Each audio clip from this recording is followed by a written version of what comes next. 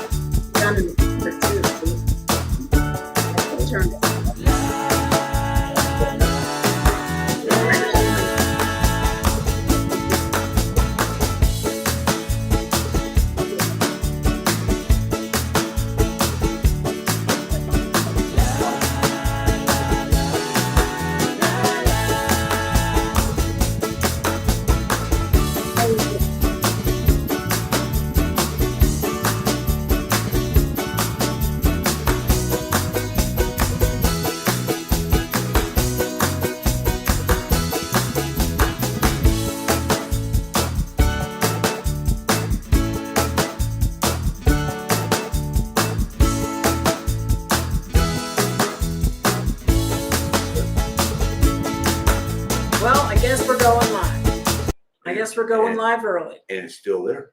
And it's still there. No, it's supposed to be there. But hey, guys.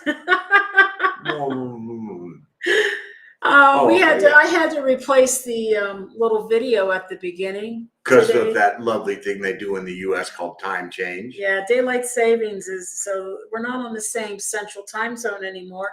And I had to update it. So things are a little messed up. Chat. I'm getting there. Okay. I'm getting there. Things are messed up because we changed time zones. Okay, so hey, here we are. Sorry, we jumped about a minute ahead. That wasn't the intention. Of course, the intention was get rid of the little icon up in the corner. And I'm like, well, what was going on with that? I don't know. Oh, hey, maybe there's this. Hide. We could do that. We could try it. There it goes. It went away. Oh, we could bring it back. Well. But now I can't bring it back. Because there's nothing to unhide. Where did it go? Now it's gone forever. Oh, goodness. Okay. Well, hello, everybody. Yes. Welcome to the live stream. We're back on a different time zone again and here in Mexico. It is actually only 5:01 here. That pretty much means that I have to get up at 5 a.m. now and be at work at 6. Yeah. So I've been going to bed at 9.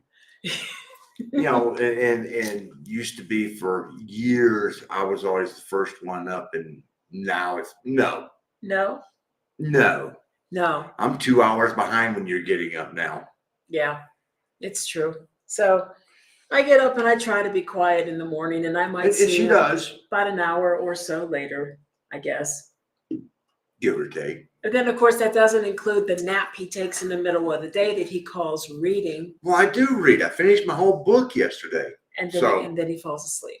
I take a 20-minute nap, but. And then he's usually in bed before me as well. It sucks getting old. Wow. Then what do I do when I go to bed? Read. And what am I doing when you fall asleep? Probably reading. Probably. Yeah. He does read a lot. He's got, how's that Kindle? He got an unlimited, Kindle Unlimited. And? Jury's still out. Okay. I mean, I love the Kindle. The Kindle Unlimited service, you know, they advertise 4 million books. 4 million crap books. The ones I'm looking for, I'm sitting here going, really, you don't have any of this or any of this, but we'll sell it to you at a discounted price because you're a member of Kindle Unlimited. It's just another way to sell you something. Well, it is what Amazon does. So, you know. Of course. So let's see, we got. The bugs are here. Where's that racket? Where's the racket? The bugs are here. He's growling. Can you hear him? So let's say hello. We're going to say hello to Cindy and Annie Ved. Hola, Stephanie. And of course, Arlene. Where there is Annie Ved, there will be Arlene. Oh, he's got the racket. Don't let the battery jam like I did. Don't hit me. I'm not going to hit you. Landon, hola. And Jesse. And Shane. Hey, Shane. And of course, that would be Ruby. Uh-huh. Yeah. And Rick. All the guys. And Rick and Dawn are now in SMA because I think they made the move there yesterday. Congratulations. They sold their house in Maui and now they're in SMA. Oh, wait. I got things showing. You guys can't see my unmentionables. So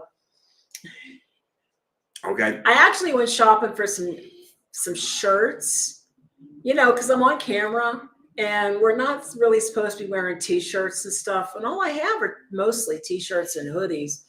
I have too many t-shirts. And I needed some kind of like casual business attire, at least for the top half of my body. So we go to Suburbia and I don't know, I think I got probably 9 or 10 shirts in total, maybe 9, because it came to about $150 US roughly. And, nice, but I discovered that I pretty much have to buy the absolute largest size that they make.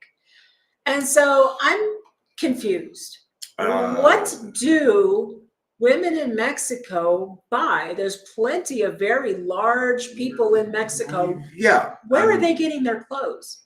You are not a unique body type to Mexico. Not at all. I don't know where they're getting their clothes, man. But I had to buy the biggest things off the rack at Suburbia, quite literally. I don't think they had a size that was larger. And so, of course, the stuff I really wanted the most, I didn't get because they may not have had that particular size. Yeah.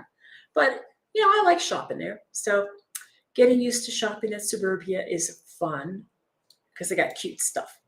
Oh, Ruby is still upstairs. Okay. And Ola, Anna, and Linda. Anna and Linda. There we go. Finally in Mexico permanently. Very good. Very good, Rick. Congratulations. Okay. So actually 2 things. One minor thing. One minor thing. One minor thing Mark brought up this afternoon. We just went across our 3-year anniversary here on YouTube. It was like, neither one was paying any attention. It was sort of like it snuck up and here it is. They did a little banner on our thing going, congratulations on 3 years on YouTube. And it was like, really? Wow. Okay. And he said that to me and I'm like, really? Okay. Guess we've done 3 years now on YouTube. I suppose. Yeah. But the big topic that we're going to launch the live stream tonight with is how Mexico has changed us. We'll start down the road, then it'll probably vary somewhere. It always does. Yeah. Right. Yeah. But yeah, we got to thinking about this because we were with Arlene and Annie Beth over the weekend, and the 4 of us, as we typically do on a Sunday afternoon after the Saturday night, sit and just chew the fat about different things that occur here in Mexico, and how it affects us and how much we like it and everything else. And then all of a sudden, it dawned on me, I'm going, this would be a pretty good thing for us to talk about, because I think that in 2.25 years, however long it's been now, about 2.5, it has changed us. And I would think for the better. And then we had this whole conversation after we were driving home from Ollie and Annie Beth's, and she brought up a subject, and it was just like, would we have had the exact same viewpoint 2.5 years ago when we crossed the border? Probably not. And then it dawned on me that, after having recently, just last month, gone back to the States, there's now the 2020 rule. And the 2020 rule is that it takes you 20 minutes of being in the US and you feel the angst. Yeah. And it takes you 20 minutes of being in Mexico and it all goes. bye. I mean, it's for the most part, yeah.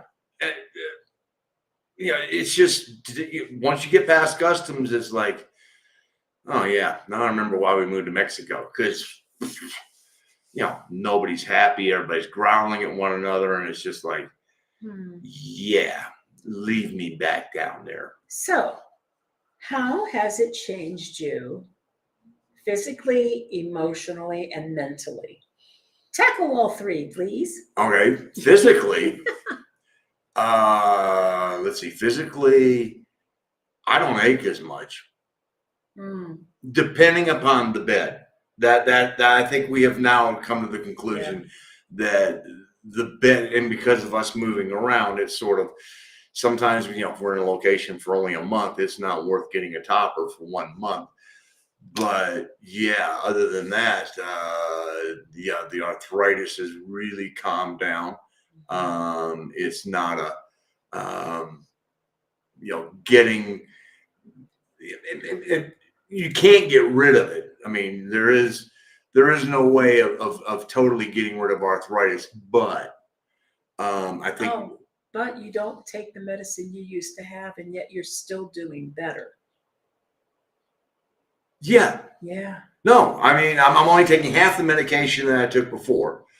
And, and one of the things, honestly, is, I used to take one of those, I took Enbrel, did the injection once a week. And fortunately, my rheumatologist in Asheville, well, he's retired, so I don't have a problem saying this. He knew we were moving to Mexico. And so he left he cut me down from twice a week to once a week, but he knew we were moving to Mexico.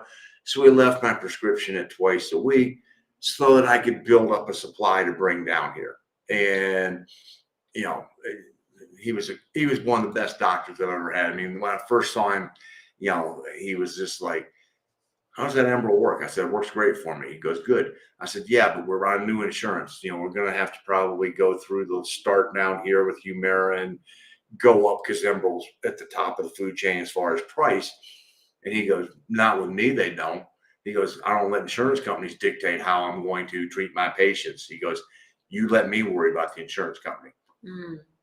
Okay. And, thank God, because it was just like boom, so he took care of that, and I had a fairly decent supply that lasted me 7-8 months once we got down here, and we really haven't even looked at replacing the Enbrel, and I just take my methotrexate and I'm good, and there's been some instances where things hurt, but on the whole, better than when I was in the States, So emotionally, a lot calmer. Yeah. It's just they're just not the whole wound up, oh, I had an encounter with this, See. Yeah. Yeah. So she gets the taxi. Yeah. And that's just the way it feels. And, emotionally, well, what was the other one? Emotionally, physically, and mentally. Mentally. You'll see see how where the mental's at now? Mentally, happier. Much happier. No angst. So, except when he's driving sometimes. Well, I mean, that part still, 2.5 years later, it's better. It's better. I mean, I haven't bit the end of a cigar off like I did that first, 2 weeks we were down here. I bit the end of a cigar off because somebody just did a right-hand turn right from the left-hand lane right across in front of us. And, I lost it. And it was just like, ugh. But now that I've relaxed down here, I've come to expect, does it irritate me? Yeah. But, you also now go, hey, that's Mexico. That's just, when you drive down here, you got to have your head on a swivel and you got to pay attention to 360 degrees around the car because you don't know where the next hazard is coming from.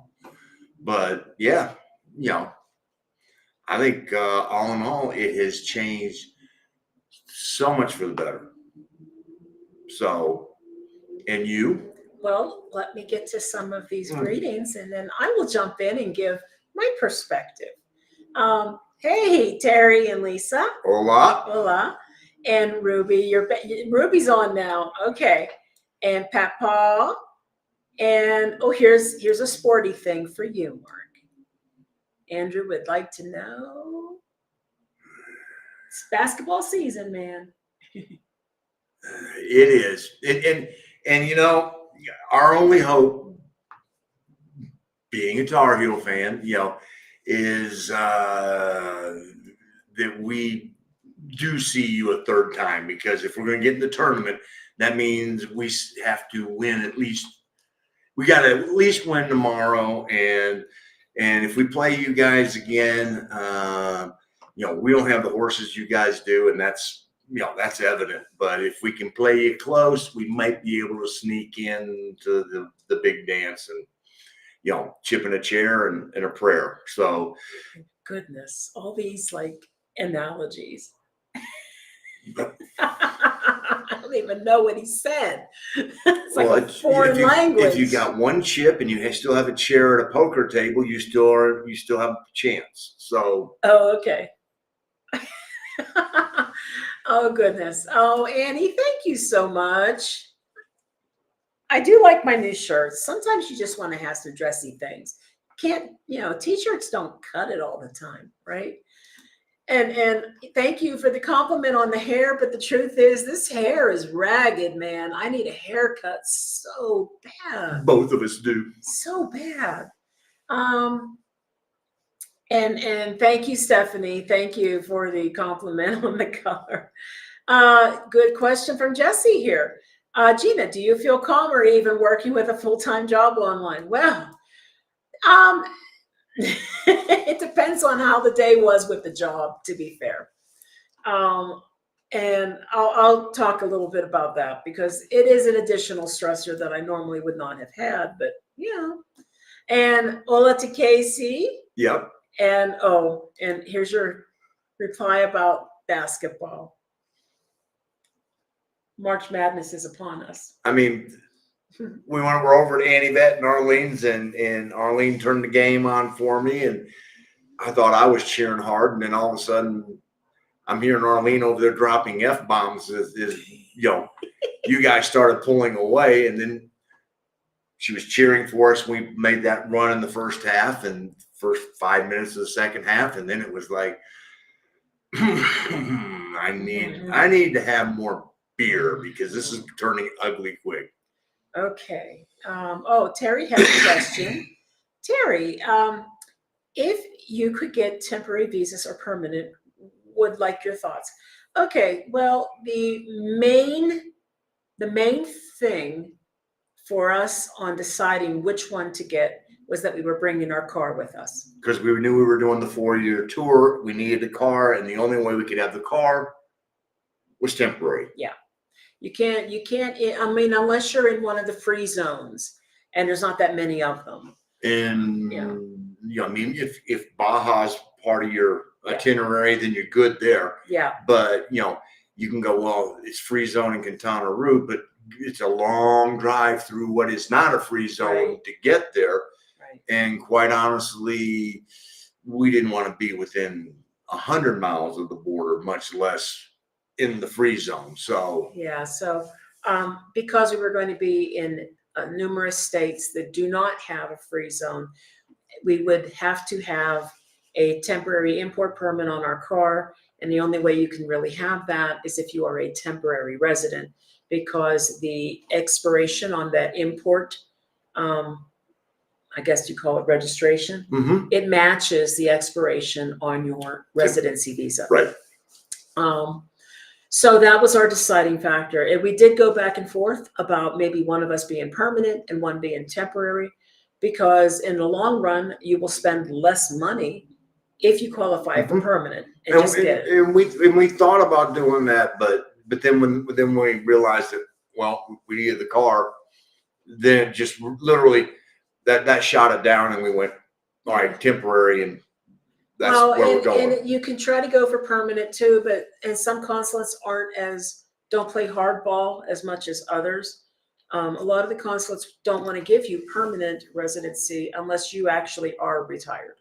True. And you can prove to them that you are retired. And you have to have, I believe, You do. higher income. Yeah, you have to have as a qualifier, either a higher income or higher savings. One way or the other. You got to have more money. There's been people who had enough money as far as the financial requirements, but they still didn't get it because they weren't considered old enough, basically, to be retired. So really, it comes down to what your particular situation is, Terry. I mean, it's one of those where,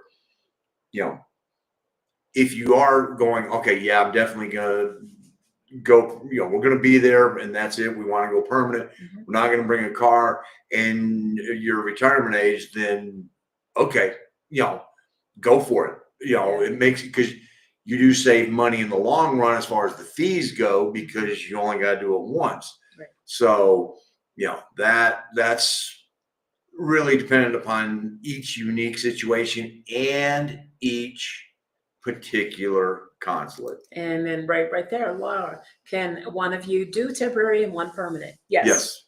Yes, you can. But Mark and Paulette from Two Travelers in Mexico, that's what they did. Yeah. And of course, the income requirements are different. So the one doing permanent is going to have a different qualification or qualifiers than the one who's doing temporary. And it is higher. So Jerry says it's 74. You won't have a problem with the age part then, bud. Oh, yeah, no. Terry, you're good. Yeah. So don't leave Jesse hanging. You started down the road of the. Don't leave Jesse hanging what? Well, you started down the road. I'm getting there. I'm not going to get hanging. I'm just going to say hi. And Ola, Richard, thank you for joining us tonight.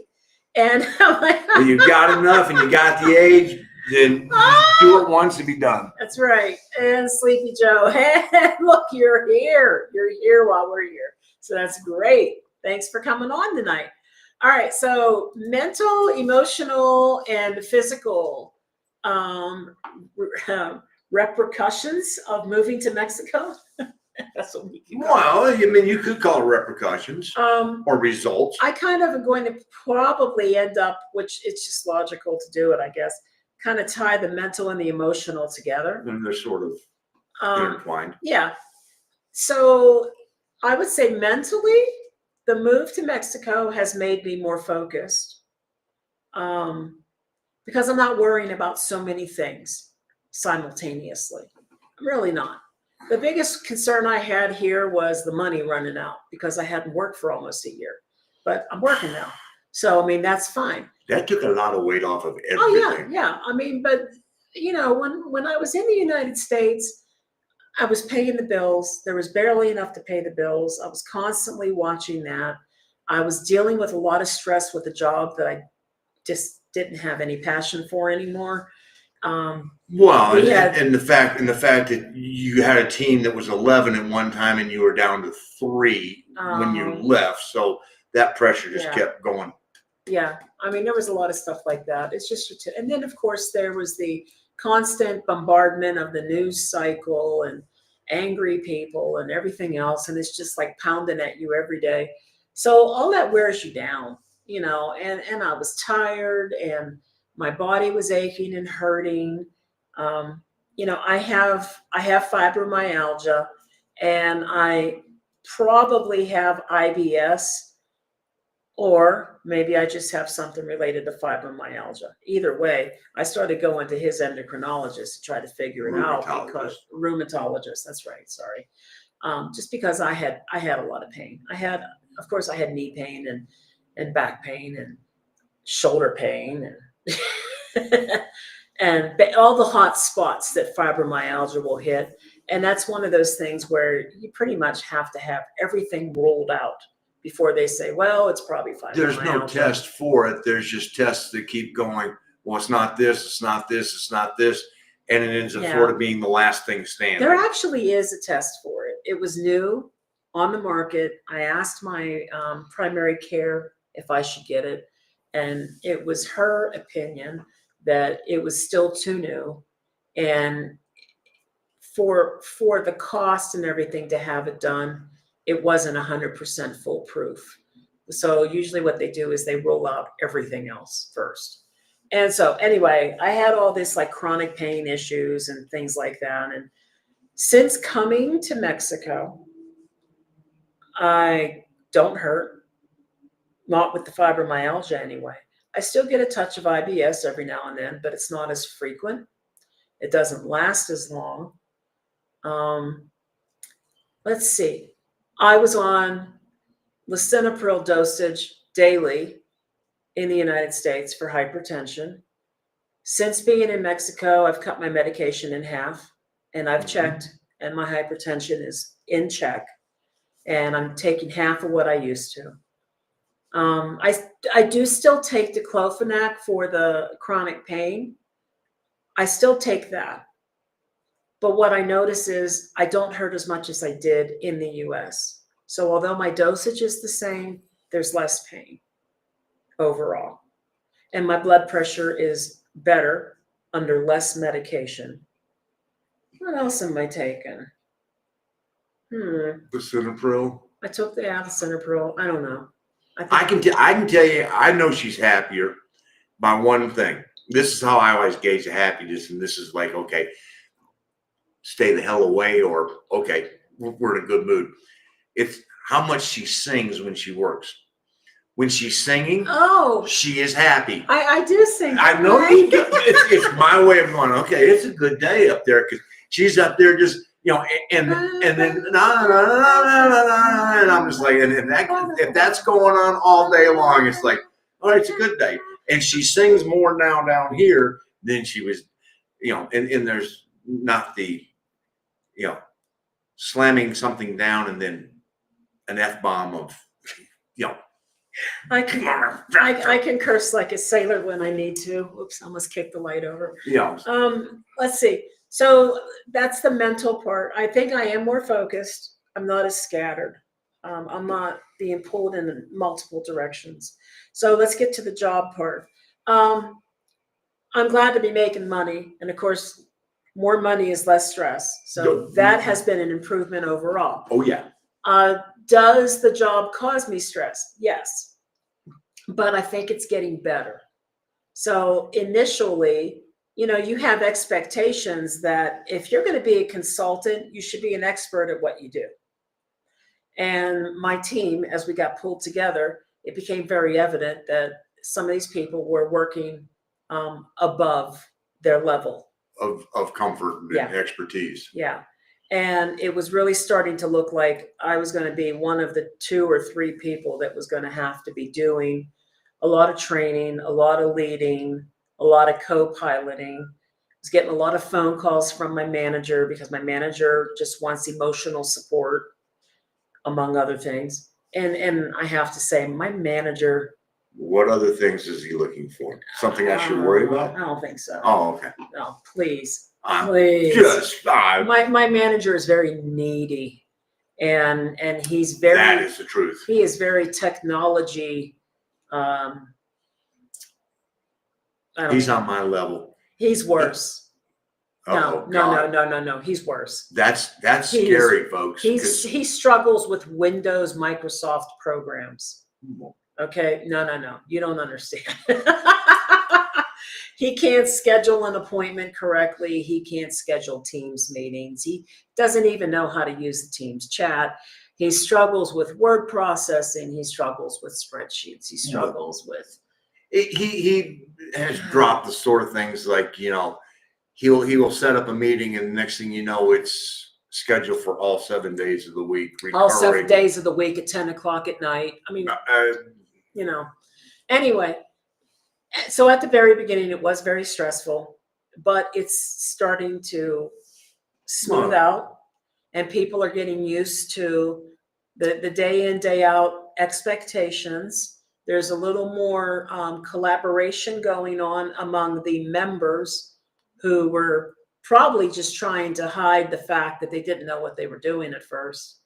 So now they're a little more out there and willing to ask for help if they don't understand something, which is good. And you guys are just hitting a rhythm. I Right. mean, it's, Right. yeah. Okay, you're good at this and you're good at this. So you know what?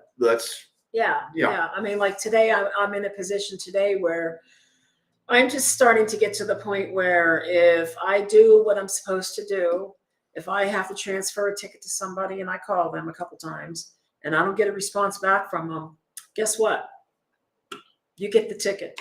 You know, if I call you and I say, please give me a call back so we can discuss whether this needs to go to you or not, and you don't call me back, and I've called you 2 days in a row, I'm not calling no more. You get the ticket. Bye. You know, it's kind of the way I am. not chasing you I'm down. not going to chase people down. I'm not going to stress out over it. The worst thing that could possibly happen is they send it back. Right? So, and I was actually reaching out to people today because I have motored through most of my tickets to the point where I really didn't have anything to do today. So I'm just asking people, do you have anything you want to give to me? And I'll start working on it, kind of thing. I would say the job is good, but of course there are days where, well, you know, when you get paid what you get paid as a consultant, yeah, pressure is part of the game. I mean, that's just, you just come to expect it. Yep. You know, And my outlook is ultimately what I'm responsible for is providing solutions to a customer in the most efficient and fastest way possible. That's what I'm supposed to do. So that's what my focus is. And I motor through my tickets. I mean, I just done. You know? well, the beauty of this is you spent so many years on the other side of it Yeah, that you do have an insight as to, oh, this one is going to cause this type of problem. Ooh. And it's going to, you know, affect people. And so you have empathy for them going, Yeah. they're in the lab going, we can't do anything until this is I'm just fixed. going to give an example, really quick example. I get this ticket. This lady wants me to have all the printers in this clinic shoot labels out at one specific printer. So that's what I do. And then she comes back, she goes, can you only do it for certain orders? No, I can't. One computer assigned to one printer. I could take all the computers and assign them all to one printer, but I can't say only for these orders. Okay, ticket gets closed. 3 days later, she opens up another ticket and one of my coworkers gets it. And she's basically asking for all the computers to be signed to this other printer. And then she wants it to mirror a second printer. And I don't know what was going on. So I got on the phone with my coworker and I'm like, okay, here's the backstory of what happened. I'm not sure what this lady's asking now, but it sounds to me like she wants everything to go back the way it was before she made the first request. So I said, just here's what I did. Here's pictures of everything the way it was. Do and undo. Take it all back to this setting, these settings. So that's what she does. And that's not what the lady wanted. And so the lady says, I was told they could be mirrored. And my coworker's like, well, who told you that? She turns around and sends the email that I sent to her on my ticket about how it can't be done. This is the only way this can be done. That is not mirroring. So now my coworker's like, I'm going to send this ticket over to you. Okay. Now I've got the second ticket on this. And I explained to her, I cannot mirror printers. It is all or none. A or B. So now you can't mirror printers? No. And I felt like saying, why are you telling people I told you I could? But I didn't. And I said, listen, let me call you. Give me a time I can call you. I said, it's obvious this is very important to you because you've put in 2 tickets surrounding this issue. Let's discuss what problem it is you're trying to solve. Because I don't know what she's trying to do. So I get on the phone with her. Oh my gosh, I should have done this in the first place. She's the manager who travels around to various doctor offices. And each clinic has a lab that runs little tests in the doctor's office. And this one clinic got an OBGYN practice that moved in. And so now they've got all these pregnant ladies who are coming down and bringing urine specimens. And they go to the bathroom and they put their little sample cup in a door in the wall. But nobody in the lab knows that they've done it. So then after a while, there's 3, 4, 5 of these urines sitting in this little box in the wall. And the problem with that, There's a couple of problems. well, the biggest problem is that's a HIPAA violation. See, patients are not supposed to see other patients' information. Well, that's serious, but this is also a workflow issue. And what they want to do is have all these extra labels printing out all over the place, which is a bad idea, because now you've got these labels that could accidentally end up on things they shouldn't be on, right? Not that that ever happens. Never. Never. So I called her and I said, listen, I have an idea. And this is what we did at an office where I used to work. And I'm like, we put one of those little laser beam doorbell chimes in the threshold of the bathroom door. Mm-hmm. And every time somebody went into that bathroom, it would make a little chime in the lab to let them know someone was in the bathroom. I said, now, if they had a little kid with them, which we had pediatrics at this place, that little kid running in and out, in and out, in and out is going to make you crazy because it's going to constantly be chiming. I said, but you could get a magnetic alarm that sits on the inside of the specimen door. And every time that specimen door is opened, it can chime inside the lab. Do you know that's all she wanted? Problem solved. She's calling facilities management now to see if they can get something like that. Whose idea was that? Well, it wasn't totally your idea. No, but putting the light in the lab so that when they open the door. We talked about maybe putting a flag up or something. Yeah. I'm like, yeah, lab might not see it. If you're busy, you're not looking for stuff, but you'll hear things. So the chime's always good. Chime's good. And that has nothing to do with computers.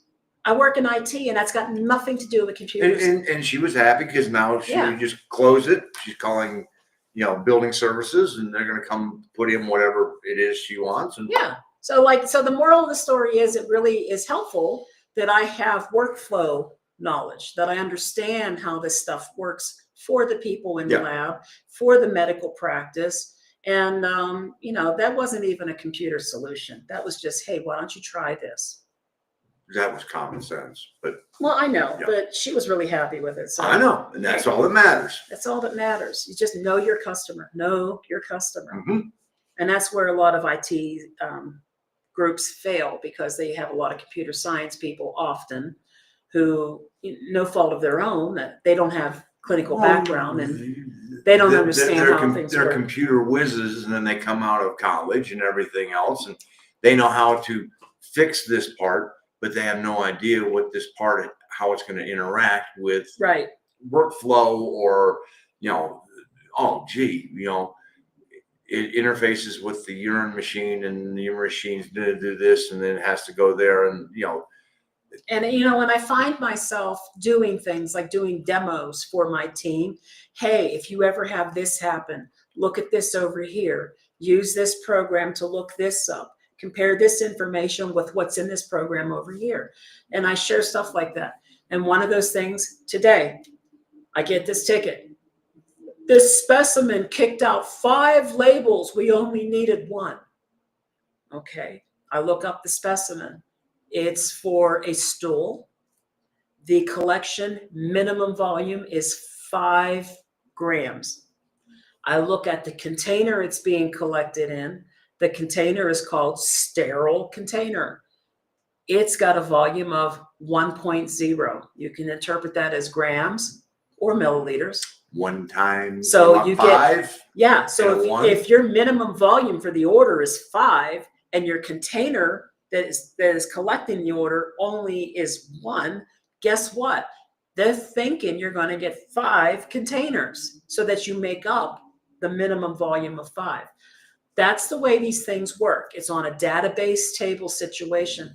That sterile container cup is used for many, many, many orders. Many orders. It could be a urine, it could be a sputum, whatever. So the solution there was, I'm going to talk to the person who does the send out tests at the lab. And I'm going to say, listen, I looked at ARUP, it's who they send them to, and they said that they have to have 5 grams, that their minimum is 1 gram. Can I change this to a 1? And then the cup will only print 1 label. And she was fine with that. So the alternative would have been to add a 5 to the cup.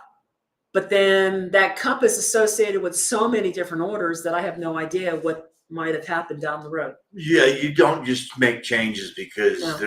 it's the spider web, and once you pull this string, you Exactly. don't know what else is going to be affected down the road. So mentally, I'm feeling really good. I'm feeling very positive. And emotionally, I'm happier. I'm calmer.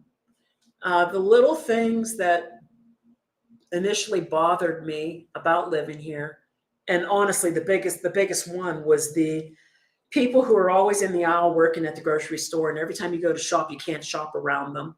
It bothered her It bothered me a lot big time. initially. Now, not so much. And we have also learned, go shopping when they're not there.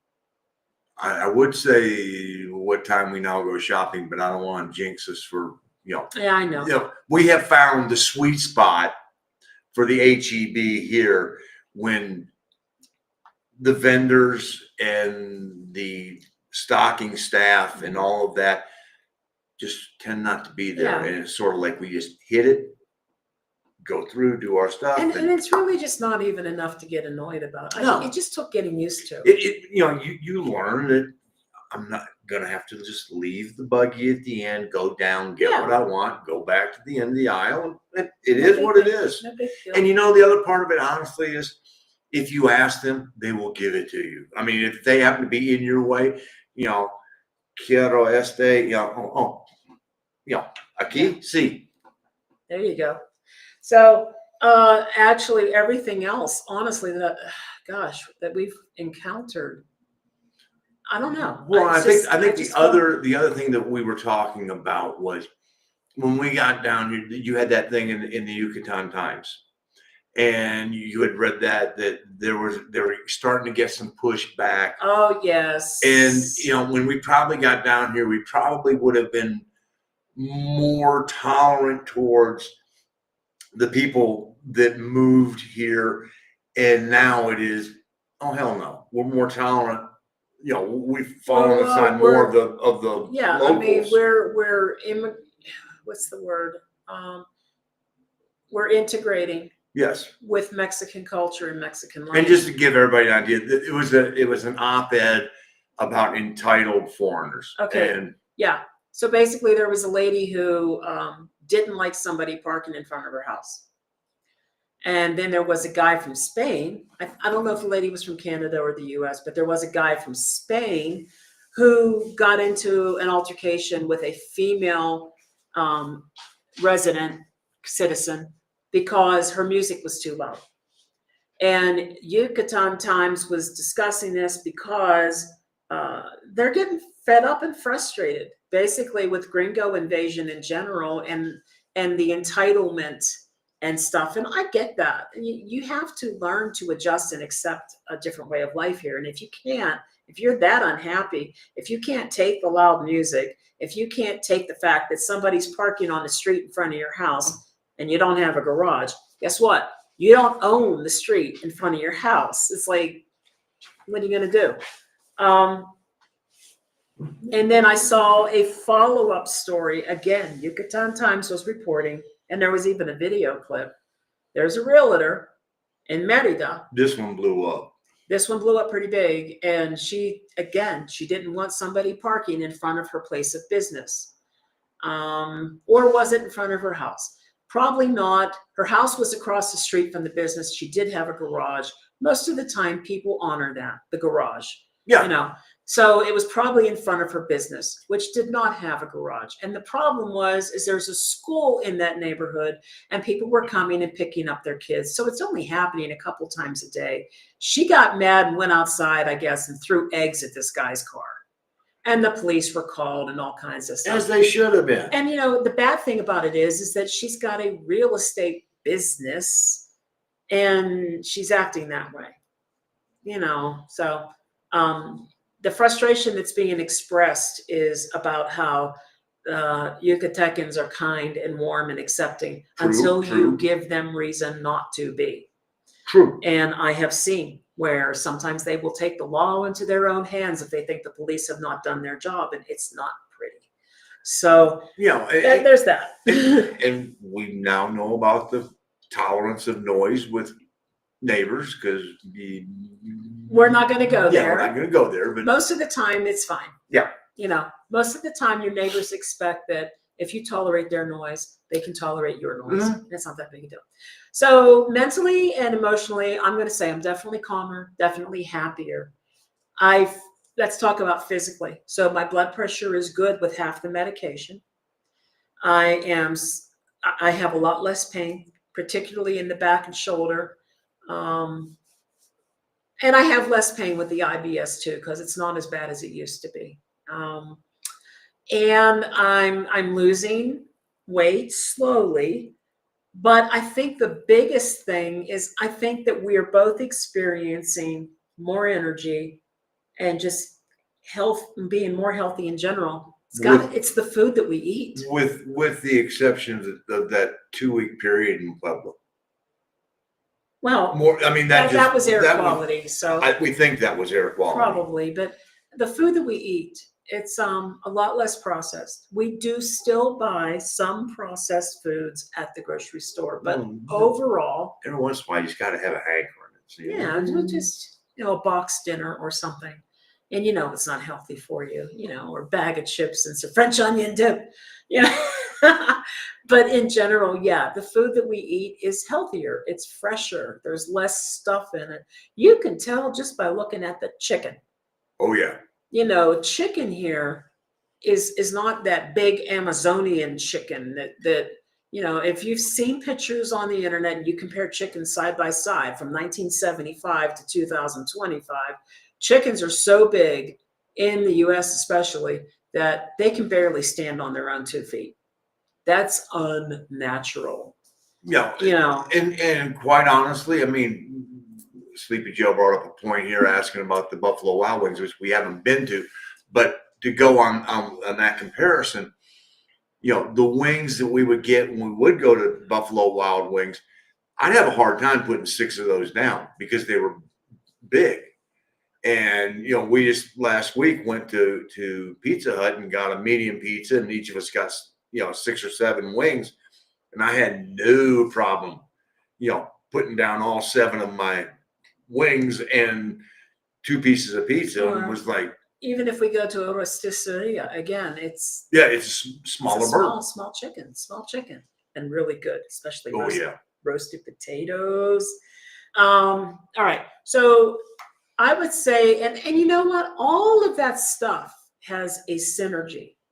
The better health leads to happiness, leads to better mental health.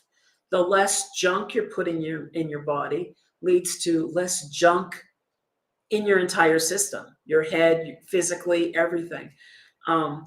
Less stress. Yeah. Less stress. Less headaches. I never get headaches anymore. I might wake up with a little bit of an irritating headache. And you know what it probably is?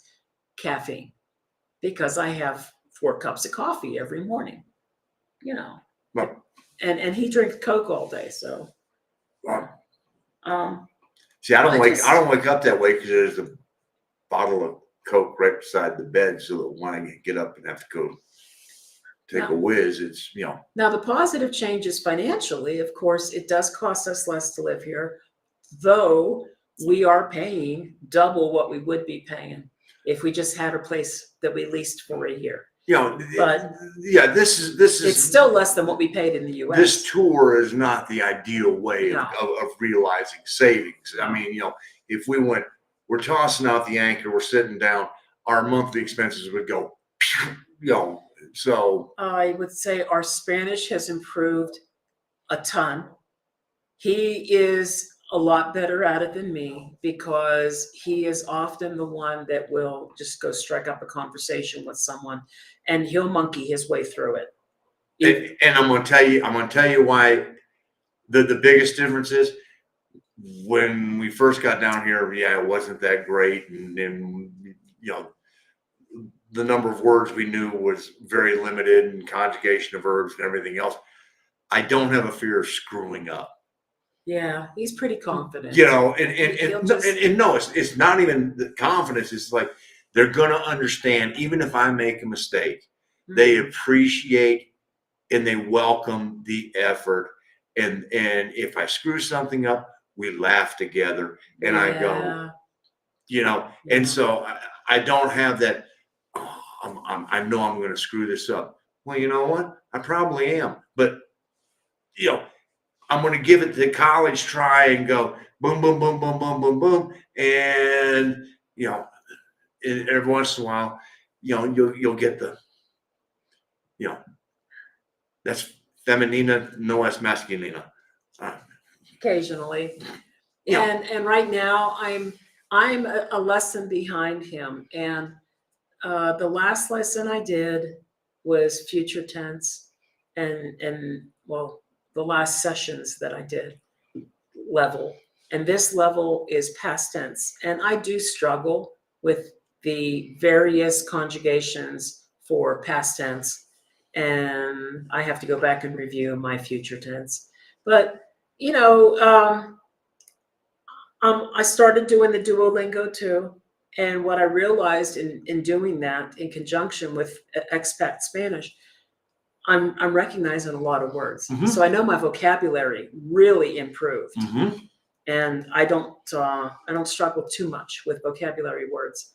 So I know I'm doing better. My biggest thing is my vocabulary is much stronger, but my ability to formulate the sentences the way I want to say them is a struggle for me. But it's better than it was. And I'm not as nervous as I used to be. And I struggle, although I don't seem to be as outgoing as you when it comes to Well, starting conversations. you let the fear of the mistake slow you down, and I just go, I'm gonna screw it up, but you know what? I'm gonna give it my best, and He does and it. if I get through it, I get through it. If not, we're gonna laugh about it, and I'll try again. And Yeah. so, But that's it. I mean, I think we'll start getting to the questions in the comments here. I think overall what we can say is that this move was definitely better for us. It was beneficial all the way around. mm-hmm. It's better for us financially, obviously, and it will be even better when we're leasing and not doing Airbnb. But as far as personally, we're both happier and healthier, I would say. And I think the biggest thing, honestly, that has made the biggest sense of relief and acceptance and everything else are the friends that we have made all around Mexico. Yep. And on here. Yep. You know, I mean, but every place we go, we walk away with at least one person, 2, 3, 4. Veracruz, it may have been 45. I don't know how many are in the Montero family, but I mean, you know, people that mean something to us, and not only mean something to us, we mean something to them. Mm-hmm. And that's the biggest, you know, we talked about that with KJ and Craig in that interview. The sense of community. And, you know, when they say that, you know, you're their friend, that's not a, you know, thing that they hand out. It, you know, they say it, it's important. So True. And this is true. And we were praying you would, and now we know you guys are in Mexico for good. And you know, they're right, because this contract I have is at minimum 2.5 years, maybe 3. And for sure, by the time it's over, there will be enough money to buy a house if we decided we wanted to buy a house. I think we're just going to lease for a while. Well, even when we first, let's say 18 months from now, when we make the announcement of where we're going to, and the decision of where we're going to drop anchor. Yeah. Even then, and I'm just using Querétaro because that's where we're at right now. And it is in the top 5. But, this is our second time here. Would I be confident buying a house in Querétaro? No, because there's parts of Querétaro we haven't experienced, Right. enough to be able to go, well, we prefer the west side over Mirador. Do we prefer El Pueblito? We already know that right now, Orquilla is a little too far north for our particular, taste. It's a Yeah, haul to I go into think that Centro. South Querétaro, West Querétaro. And I have no problem with East over here where we're at, other than the fact that, right now they're building right across the street and it's dustier than all get out. But eventually they're going to stop building because at the rate they're putting these houses up over here, they'll be done in 2 weeks. And that's just it. That's another reason why I don't think I'd want to buy right away, because how fast is Querétaro growing? It may grow faster than it can handle. And then if you own a house, you're stuck with it, right? Then it becomes Monterrey with more cars than the concrete. I'd rather lease, and see what happens if that was the case. You can tell you've been active. You both look great. Thanks. I'm not that active. I'm literally sitting in front of a computer for about 12 hours a day, but I need to be more active. I would probably lose more weight if I was. I don't exactly say I've been active unless it's walking from. We're just happier. I think that's what you're saying. I think it is. I It's think the happiness. I think it's estamos muy tranquilo. I hit the ganja. Chef boy, I would be right there with you if I could. The thing is I would prefer, I don't really like to smoke it as much. I would prefer having edibles. And I would do that. Sativa. I made it this long. I know. I just got a $370 bump from Social Security and back pay to the tune of $4,500. Wow. Yeah. Wow. I mean, it didn't make any sense that people who, you paid into Social Security, even if you worked for the two that were getting penalized were government employees and railroad employees. I think also postal employees were. Wow. And, they put a big cap on. I mean, you were able to get a minuscule amount from Social Security, and that was recently here just gone. Yeah. No, that's you pay in, you should get out. So let's see. Oh, hola, Steven Honduras. Hola. Thank you for joining us tonight. Terry, I'm going to be in PV in April on a cruise. Ooh, would like to meet with the bees. The Besses. The Besses. I bet you mean the Besses, and I bet the Besses saw that. And if they didn't, the best way I can tell you, Terry, would be probably go to their page and shoot them a message and let them know, exactly when you're going to be there. There you go, honey. Carta Blanca. Hey. You know what? It all tastes like that to me. I don't like beer. She doesn't drink beer. I don't drink beer. And hence cider. And this is the only brand of cider I have found in Mexico so far. So I actually missed Carta Blanca when we were in the southern part of Mexico because couldn't get it down there. Yeah.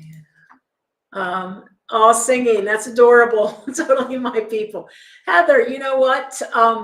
Since we got back into just having fun with karaoke, I got really excited because I found the entire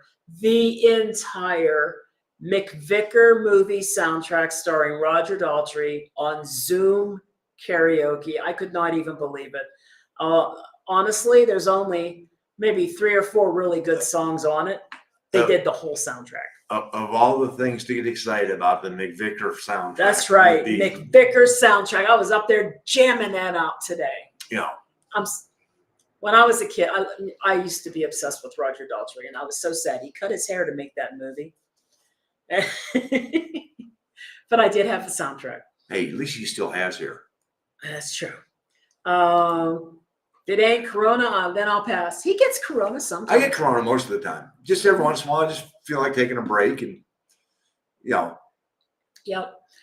And Lisa and Terry, I get my turn with the Medfield here in PV. I have a 10 millimeter tear in meniscus. Oh no. MRI? Oh my gosh. That is a good video to do. Yes, it is. For sure. And it would be interesting to see if you get a little wee bit price gouge because of the fact that you're in a tourist location. Area. Yep. We heard that we paid almost double for my broken arm because it was in Playa del Carmen, and it would have cost probably half here in central Mexico. But what are you going to do? I mean, whatever the market go up supports. To Steve up there. Something on the Kindle. Oh, there you go. Sorry, I missed that. I love my Kindle, and I've been getting my books from a library in the U.S. and I just download it.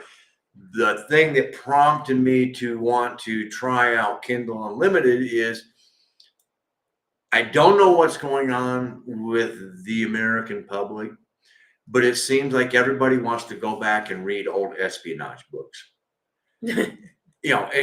Case in point.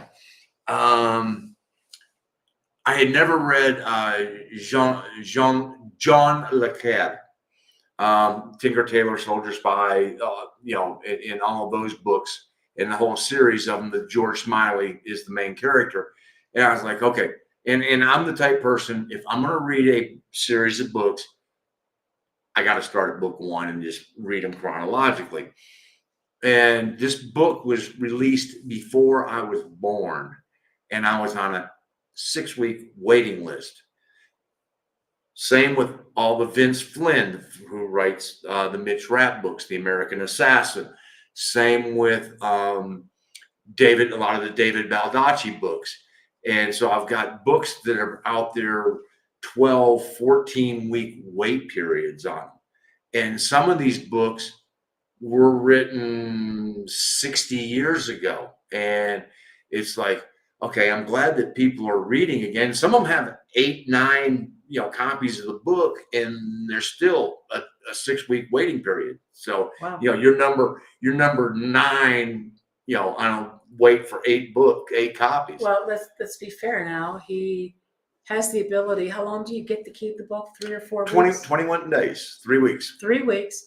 And if he turns the internet off on his Kindle, yeah, that could be indefinite. Yeah, if I just go into airplane mode, then I can just read it. But none of my books last that long. I mean, I just got done reading David Baldacci's Memory Man in 2 days. So see, Andy likes Carta Blanca. I know. It just depends on what you like. It's a Pilsner, right? Yeah, and some people like Pabst Blue Ribbon, and some people don't. I got the least hoppiest beer that I could get, and I still didn't like it. No, you're just not a beer person. I'm just not a beer person. I tried.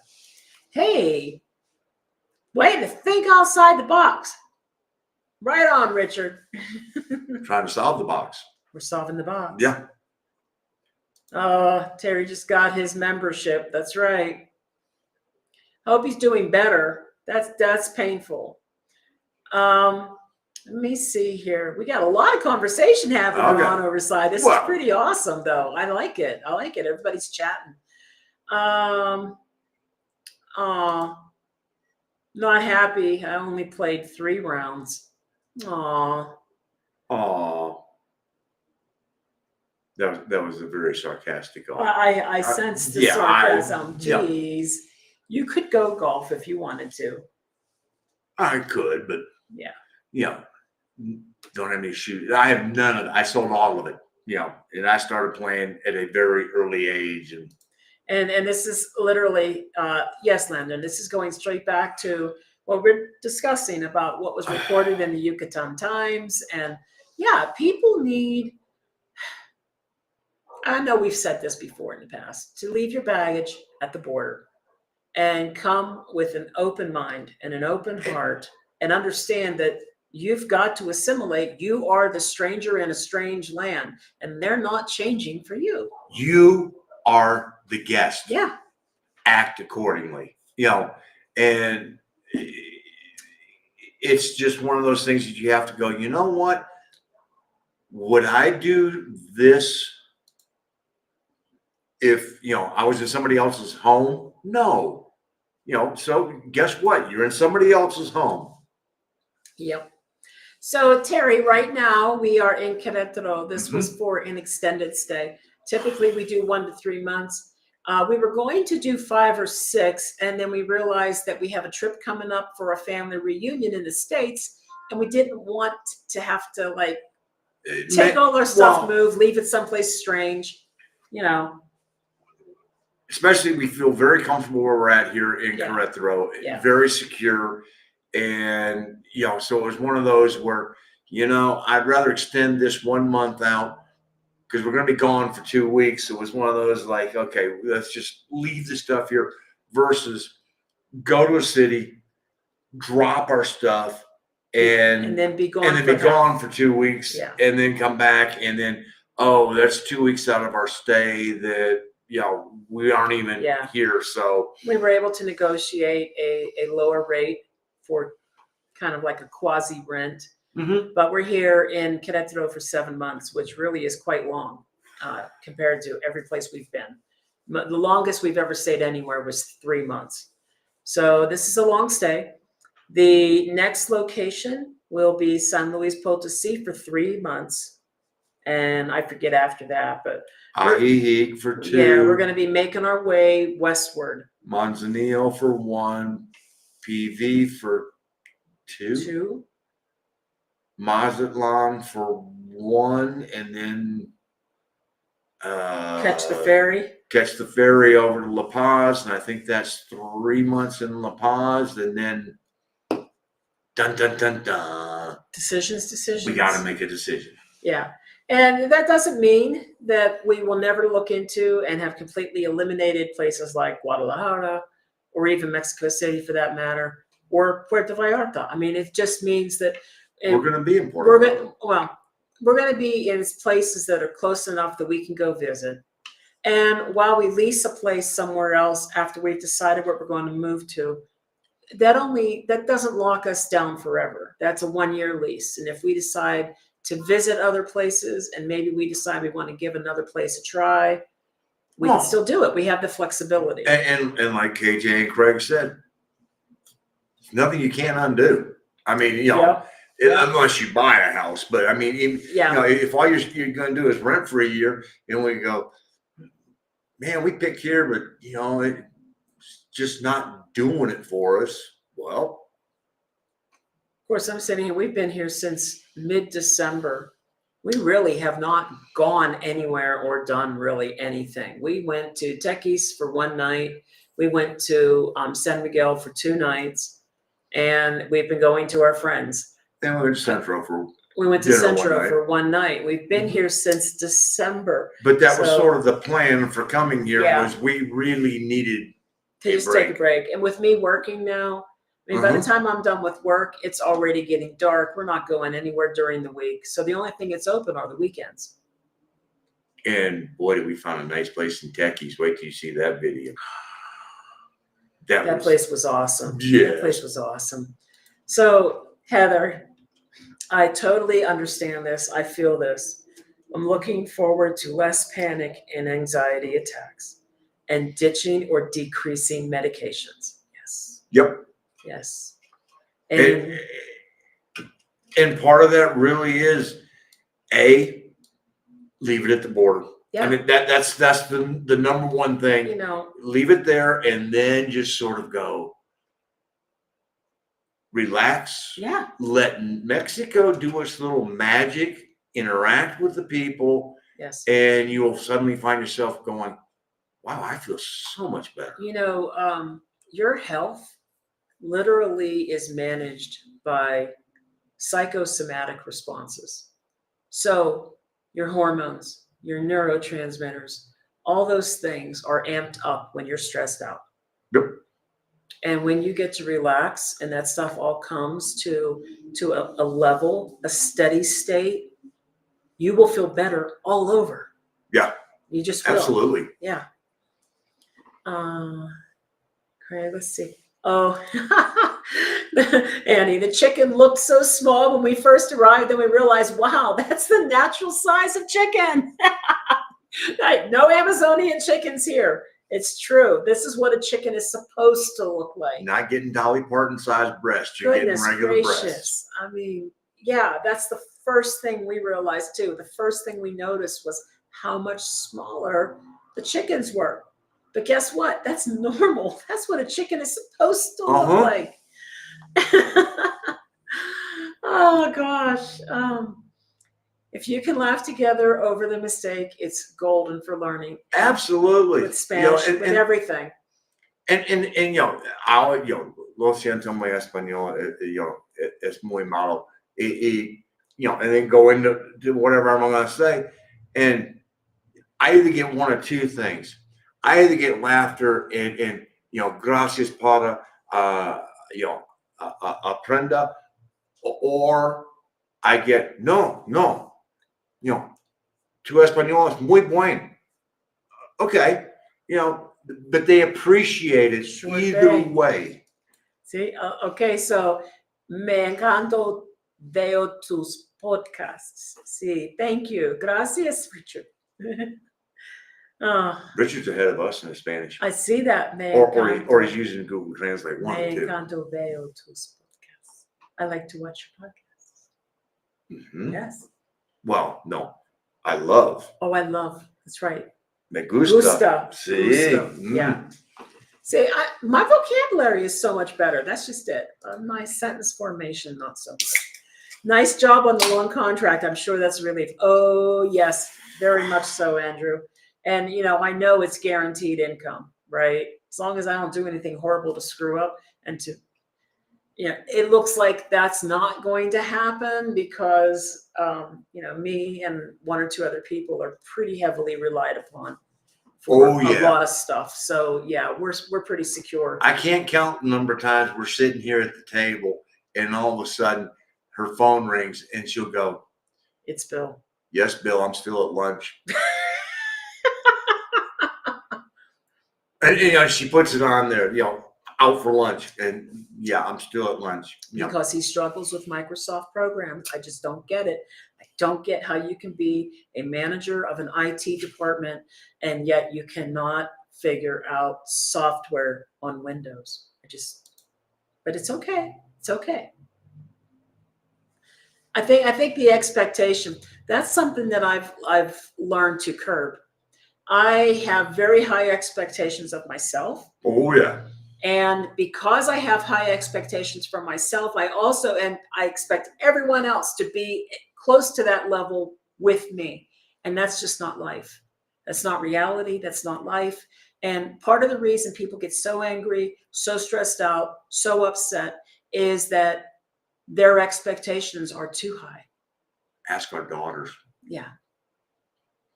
She expects it, and well, hey. And when people don't meet your expectations, whether you take it out on those people or not, or let them know, if you internalize it and people are not meeting your expectations, that causes you anxiety and stress. So the solution is to learn how to temper that and lower your expectations. Every once in a while, I have to give the yes. Baby, not everybody's you. I get that. Yep. I'm a perfectionist. Anyway, all you Mex vloggers are a lifeline to my mental well-being, giving me hope and direction to come down and be a part of the culture and community. Heather, it really is very easy. I mean, I've said this over and over again, and some people don't believe it till they actually get down here. What you give to the Mexican community is in smiles and joy and happiness and love, you get back tenfold, and it makes it just and you just go, wow, this is phenomenal. And so we'll keep in the words of the Supremes, we'll keep you hanging on, but girl, come on down. Yes, it reminds me of when we made friends with the Morteras in Veracruz, and they basically adopted us into their family. I ended up with everybody cousins and uncles and everybody's friends with me now on Facebook, right? So one time I saw one of them post something. It might have been the video we did about being adopted into the family. And they literally said this, and I felt so good hearing it. The nicest gringos we've ever met. What does that say about what people think about gringos in general? What? I think that they probably believe, probably without interaction, and without any reason to believe otherwise, that a lot of gringos are very entitled, rich, and some of them and have a lot of money and don't have time for community and things like that. Maybe they're rude because they don't say good morning or hello to everyone they meet, whatever the case may be. And I felt good reading that. They are the nicest gringos we've ever met. Hey, soy papacito. Papacito. Yeah. We do love Papacito. And I guess Mamacita. If he's Papacito, then Juanita be Mamacita. Mark and Gina. Let's see.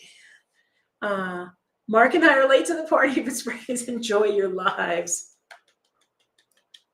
And won't be able to just about 4 weeks and we'll be seeing Mark and Vicky. I know. You guys are going to be at Arlene's birthday bash, right? We're going to have fun. I got the whole McVicker soundtrack on karaoke. I'm kidding. Oh. He's running away. Andrew, we've decided not to buy. We have 5 rentals in Nashville. Would rather rent, money pay for my rental in Mexico. Too much of a headache. Yeah, especially on the coast. Yes, because they have that law about how many meters from water you can be. But wait. Oh, Lord. Oh, Jesse. I just saw what you wrote. Wait, ganja is legal in Mexico? Yes, it is. Jesse, you can grow it. You can have a certain amount on you. I think the number of plants that you're allowed to grow as an individual might be 6. And I think it might be 8 or maybe more than that. But she is not an expert in this, so. No, I mean, but the fact is you can grow it. Yes. You can possess it. Don't buy it. You are not allowed to buy it or sell it. So what does that mean? Barter system? Here's a pen. Yeah, I don't know. I'm going to sell you this pen, Oh, you're getting a pen plus a bag. Yeah. I mean. But you are allowed to grow your own and you are allowed to possess it. So yes, you can. Let's see. If it were me though, I'd be cooking up some butter and I'd be putting it in brownies and stuff. I don't know. It's always harsh. I don't really like to smoke. So, was always told you better be okay with losing it all if you buy. Have you guys heard that before? I think that's true no matter where you buy. You're in debt. You bought this property, you own it. And you have no equity in it for a while. Well, except in Mexico, because you're going to, it's not like the U.S. where you put 10% down and then start paying on it for 30 years. No. I mean, it's a different financial environment down here. So interest rates are higher. Mm-hmm. The amount of the deposit is larger. Mm-hmm. If you do get a mortgage, the terms are shorter. And I mean, so this unit we're in, if we use across the street as a guidepost, because right across the street there, and I'm betting it's probably almost identical, because these communities, you look at them and you just go, these are as cookie cutter as they come. Houses are going for 2.7 million pesos, and the condos, like the one we're in here, like a townhouse, are 1.7 million pesos. So this is a 3-bedroom townhouse, 3 levels, and it runs so at 1.7, $85,000 if we're using the 20-to-1 right now. Yeah. So, part of it, you look at it and go, if you're inside a city like Querétaro, I don't think anything's going to really happen to Querétaro. It's, of course it could, but I think that your investment, at least getting your money back, would probably be fairly safe.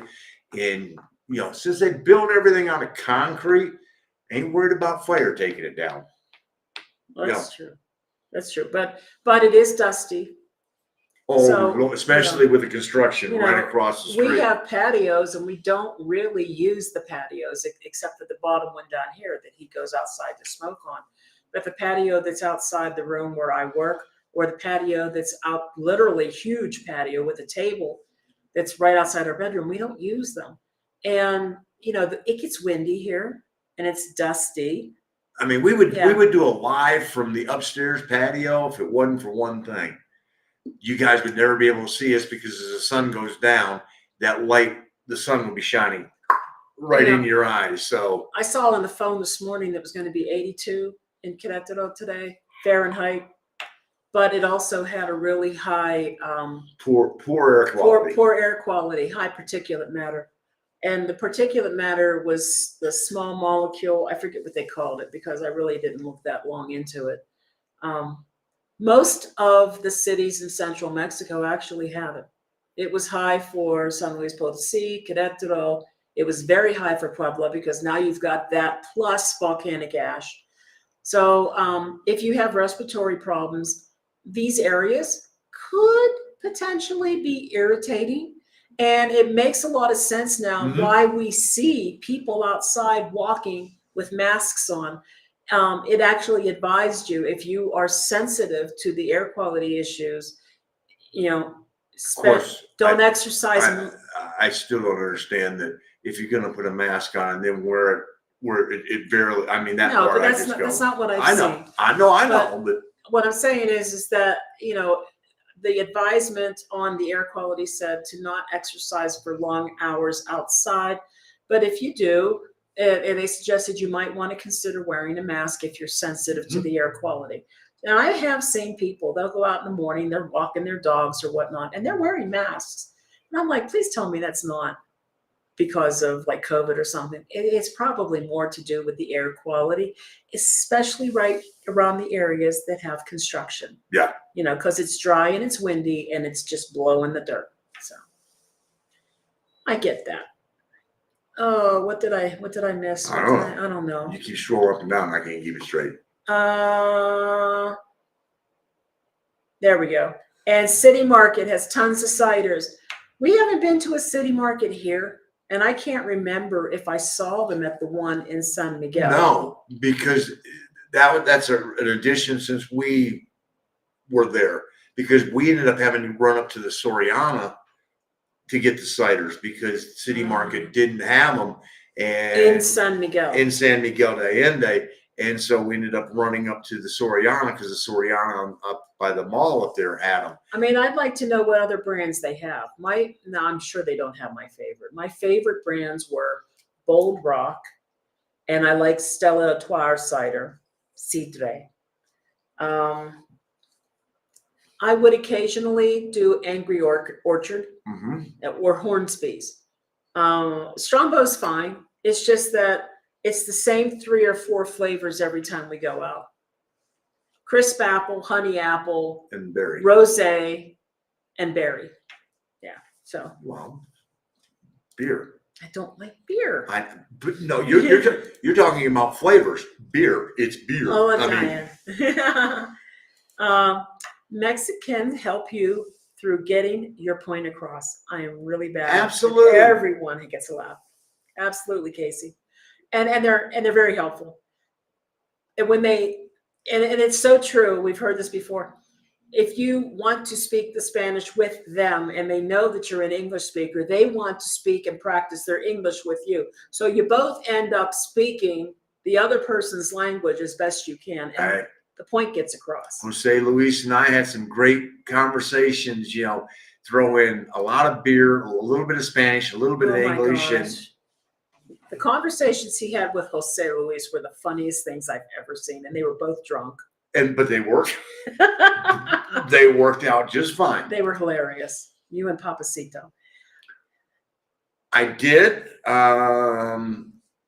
Up until, after I read all the Bournes, obviously, and then after reached the point where late 80s, early 90s, he started getting very verbose.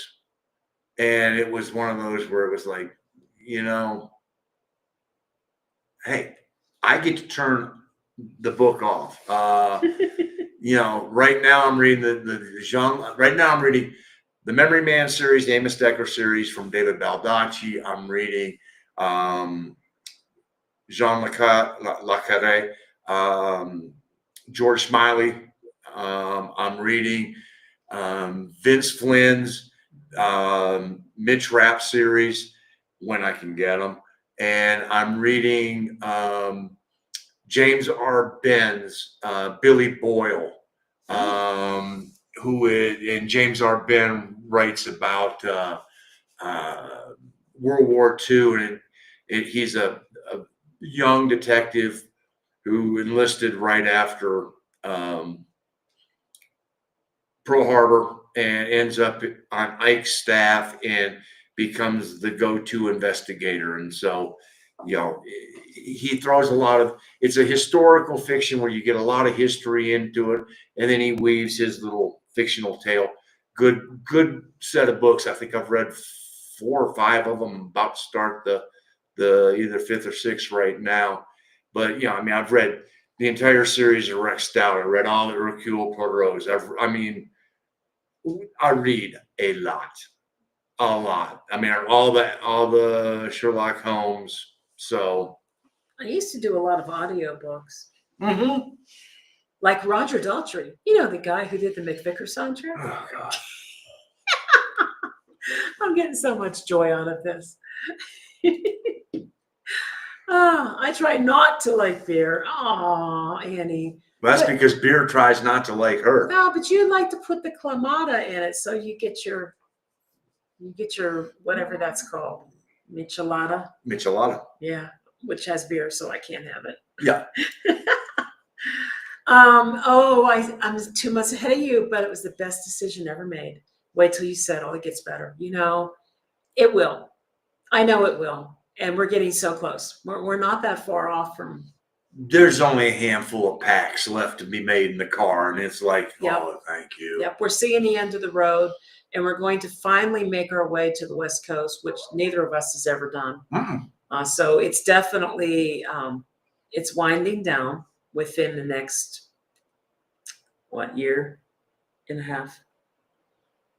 Yeah, roughly, maybe a little less than less than a year and a half. Yeah, and it's going to be great to finally just say, okay, this is going to be the place. This is our last pack for at least a year. And we're probably going to have to, I doubt we're going to find someplace furnished, which means we're going to have to buy some furniture. And I mean, it's unlikely. In Muebles 24, you can find some furnished places that are a good, deal. But the thing is you're using somebody else's furniture, and it's probably uncomfortable. Just saying. I know. I mean, we're going to get to the point where we are going to have to buy. A couple pieces of living room furniture. Yeah, do I want a recliner? Damn Skippy. That's right. I know you do. And a bed that's comfortable. Oh yeah. Things like that. It's going to happen. So we'll get there, and we'll just do what everybody else does. I mean, that's something interesting about Mexico too. I don't ever remember it being that way, but in the United States, if you had an apartment or even a house, most of the time, it came with a refrigerator. Well, it's just different culture. They don't do that here. You buy your fridge, you take it with you when you leave. It's typically how it goes. Well, and the fridges here are not cheap. I mean, no, they're not. And we would have a nice one. Oh yeah. Oh yeah, for sure. Hello, Dawn. Hola. I've been watching you guys since you started. Oh, thank you. Welcome to the live. It's first time on your live, watching from Chapala. Well, thank you for watching, Dawn. We will be coming to Chapala very soon. The end of the year, the end of this year. Right before that. Yeah. October and November is when we're going to be there. And then in the Lake Chapala, Ajijic area. Oh, yeah. Next year in February is going to be the second annual Mexican YouTube Creators Meet and Greet, Yeah. hosted this year or next year by KJ and Craig from Truly Remarkable Life. And we can't wait to see what they are putting together. Yeah, it's going to be wild. It's going to be good times. I know these guys are really good at planning stuff, and they do social events already Well, in Ajijic. One of them made his living off of doing. Yeah. I mean, so it's going to be good. Like when will you need a visa when you return from the family get together? No, because we have resident cards. So when we leave, and this often will depend on the airport, Especially in Querétaro. but especially in Querétaro, when you leave, you must go to the INM window, and they will give you a stamped half sheet FMM paper. And then the lady at the gate will take the paper from you. I mean, I don't know the point of it. Maybe it's really more or less that they're putting you in the computer as leaving. And but last time I left to have a 5:40 a.m. flight, so it's like 3:30, 4 o'clock in the morning. And if I wasn't looking for this place, I would never have found it because he didn't have a light on. He was just sitting in the dark. He was sitting in the dark over there, and it was like, whatever, and walked over and was like, held up my passport, and residency card, and went, aquí, sí, senor.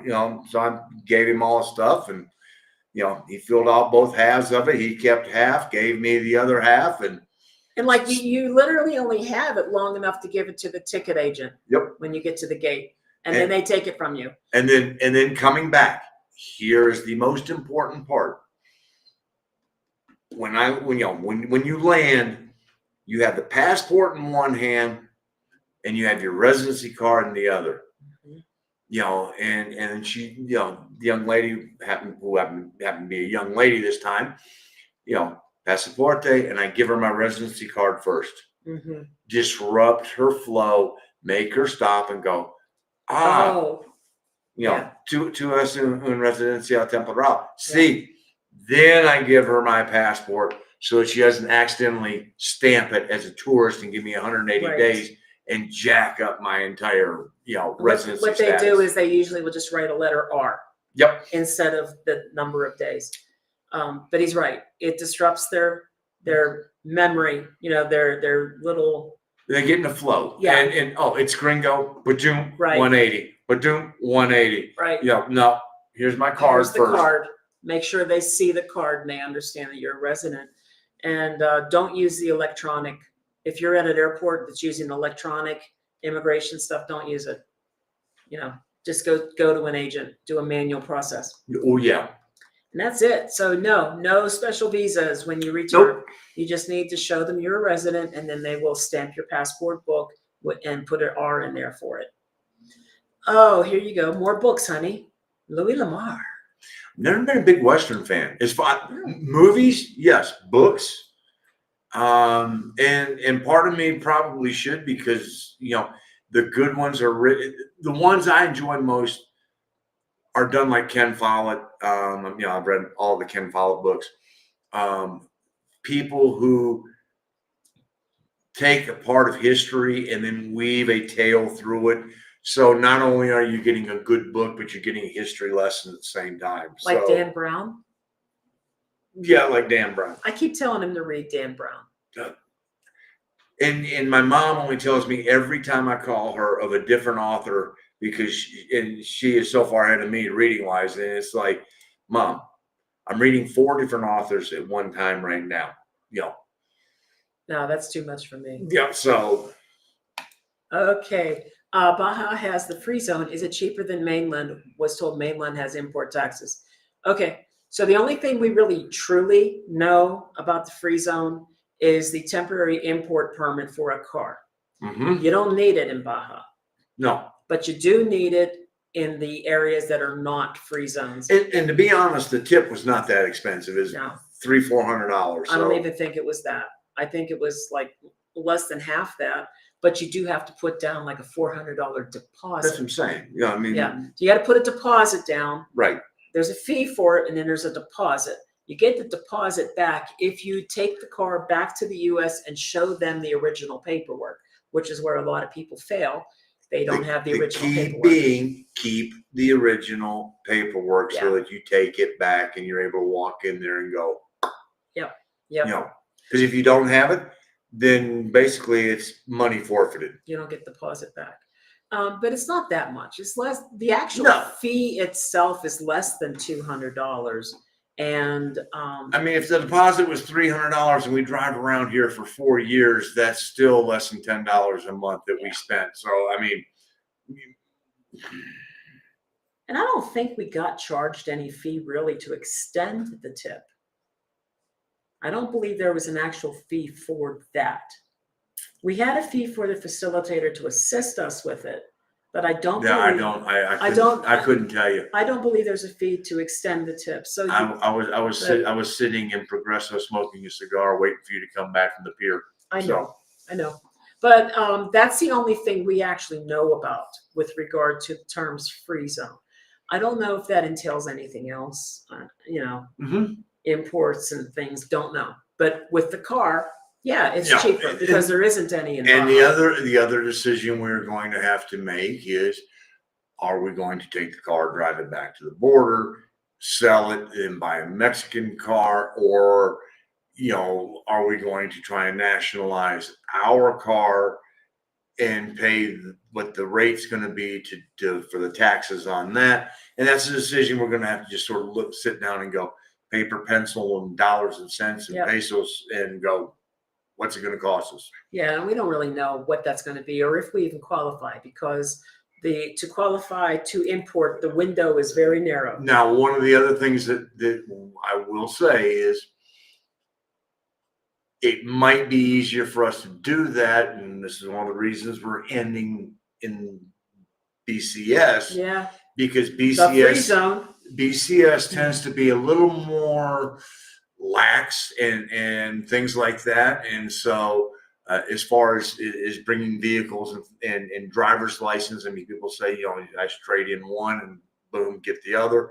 So it could be one of those where we may do it in BCS and then deal with having to transfer plates. But yeah, the fact is the car that we have is in really good shape because the engine was literally replaced right before we came to Mexico. We did a whole video about that. But and so it's in good shape. The car is in very good shape. There's no real reason to ditch it unless it's just too expensive to do the import. I mean, if somebody goes, you're going to spend $30,000. No. Pay that to the Mexican gobierno. No. Well, no, I'm not. My ass will be driving it back to the border, Right. But the nice thing is that we know who the owners have been for the last 10 plus years. We know it was us. Yeah. So we know the history on the car. Yeah. We might want to try to import. We don't know yet. It's really going to depend on how much it costs and if we even qualify at the time to do it. I'm sorry. There's 3 screens here, and all of a sudden she whips the finger pointer came all the way over here. And I was like, whoa. It's a bug. Where's the racket?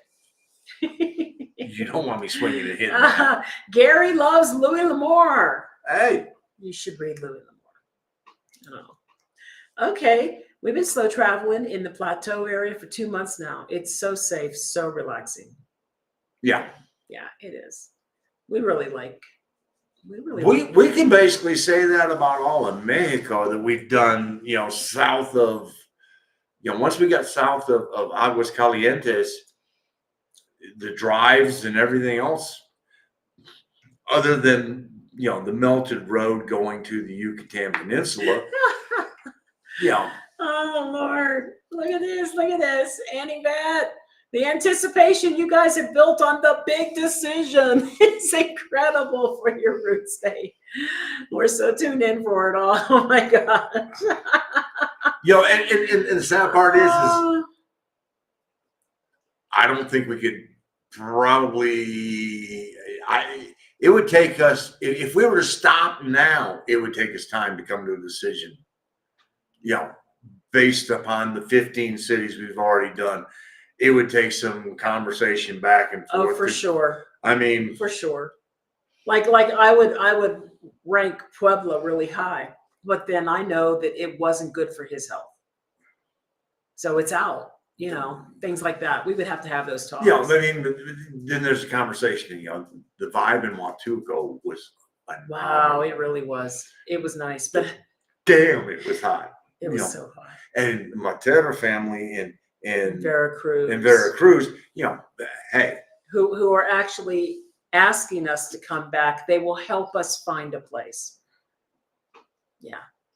And we still got 5 more new locations. So. It's hard. I don't think, so we never anticipated how hard this would actually be. We just thought we were going to float from place to place and experience various things. And did we like the food? Did we like the weather? Okay. Well, another way. And it's hard. Another way that Mexico has changed us, and it didn't really change us, changed our expectations. We sort of were going, well, this is not going to be that difficult because, some places are going to just jump out and go, bam, this is home. Well, we've had 15 damn places that have jumped out and said, damn, this is home. Well, maybe 13, but it's maybe 12. Because I'm kicking out all Quintana Roo and Valladolid, kick out those 3s of 12. It really has been, we thought this was not going to be a difficult decision. And realistically right now, there are 5 places we could sit and go, toss an anchor and I'm good. Yep. San Cristobal de las Casas, no. Would I go back there to visit and spend a month at that cabin? In a heartbeat. Would I live there? No. Progreso Merida, I think it comes down to about 5. I don't know yet. Okay. We still have places to go. Well, I'm just saying as of right now. Most places have been really good. Yes. Well, and the people have been. To be fair. And just like this, I love Mexican peeps. Today we went to the casino and this lady brought me water and I had only 20 peso tip. When I gave it to her, she was like, oh my God, like I gave her $100. Yeah. I wonder, you got to wonder what she's used to getting for a tip. I don't know. And I think I might have mentioned it, but I bought a house here in Acento Zakia. It's brand spanking new, opted for larger lot and financed through BBVA. Yes, they give us Gringos loans. Yep. The only thing I notice about the loan options that I've seen here is that you just have to have a larger deposit and the interest rate's probably higher than you think it would be. And the terms tend to be shorter. If you really want to know more about getting a loan on property here and on real estate here in Mexico, truly remarkable life. KJ has a company that specializes in helping putting people together with a loan company to get that done. So got to give my boys a plug over there because there you go. No. Oh, wrong one. There they are. I keep trying. There we go. There's the people. So that's KJ and Craig. KJ and Craig. They're in Ajijic, and I don't know how they find the time to do all this shit. I don't either. Well, because they're not working full time like I am, and True. But go check out the channel if you haven't already, because for sure they're a fun couple of guys. They're going to be doing the meet and greet next year, and they have resources. They can help out with. I think he said help out with mortgages anywhere in Mexico. Yeah. And folks, if you didn't make it to this year's meet and greet, let me tell you, between Anivette and Arlene, the Besses in Mexico, KJ and Craig, Ernie, Mark and Paulette, La Karencita, let's give the Besses a plug too. We had a blast laughing our asses off, having fun. And it really was a case of, you know what? We're all here. let's enjoy our time. What It's- are you doing? It's still there. You said you laughed it off. Oh, well, yeah, but it don't take much laughter to lose that ass because there ain't much there. But go check out Besses in Mexico too, because they just started their channel not that long ago, and they need your support, And as well as Off the Resort, which is Shane and Ruby. Oh yeah, they just started their channel too, and I don't have them on here yet. We'll add them. I just don't have them on here But yet. yes, it's called Off the Resort, Shane and Ruby. So Good job, honey. no problem, baby. Oh, let's see. So, Arlene, regarding Mexican people, love their humbleness and their kindness. No, she's talking about us. Well, I'm joking. I'm joking. okay. Yeah. And there we go. We've been here 2 months and it still feels like I'm on vacation. Maybe because my mother was here. Yeah, Doña Sue. And she was a hoot at the meet and greet. Let's see. Terry, how many expats are where you are at now? That would be really hard to determine. I have not seen really any in this gated community that we're in. We ended up in a gated community because when we tried getting closer to Centro on Airbnb, they wanted a fortune. And when I mean fortune, I'm talking $3,000 or more a month. $3,600, $3,700 a month. The Airbnbs were stupid expensive. It was really, really difficult. For a 2-bedroom with no parking. I mean, it was very nice. it was, but damn, it should be for it should that. be for that amount. No.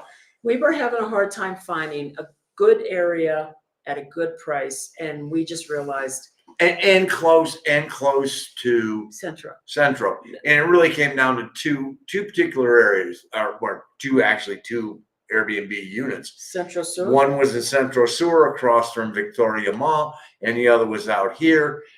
And the thing that tipped us to be out here was that we didn't know what the internet situation was going to be like. And here, because it's a townhouse, push comes to shove, I could get to the roof and we could put Starlink up. And the other one was a 15, 20 story high. It was an apartment complex, full of condominiums.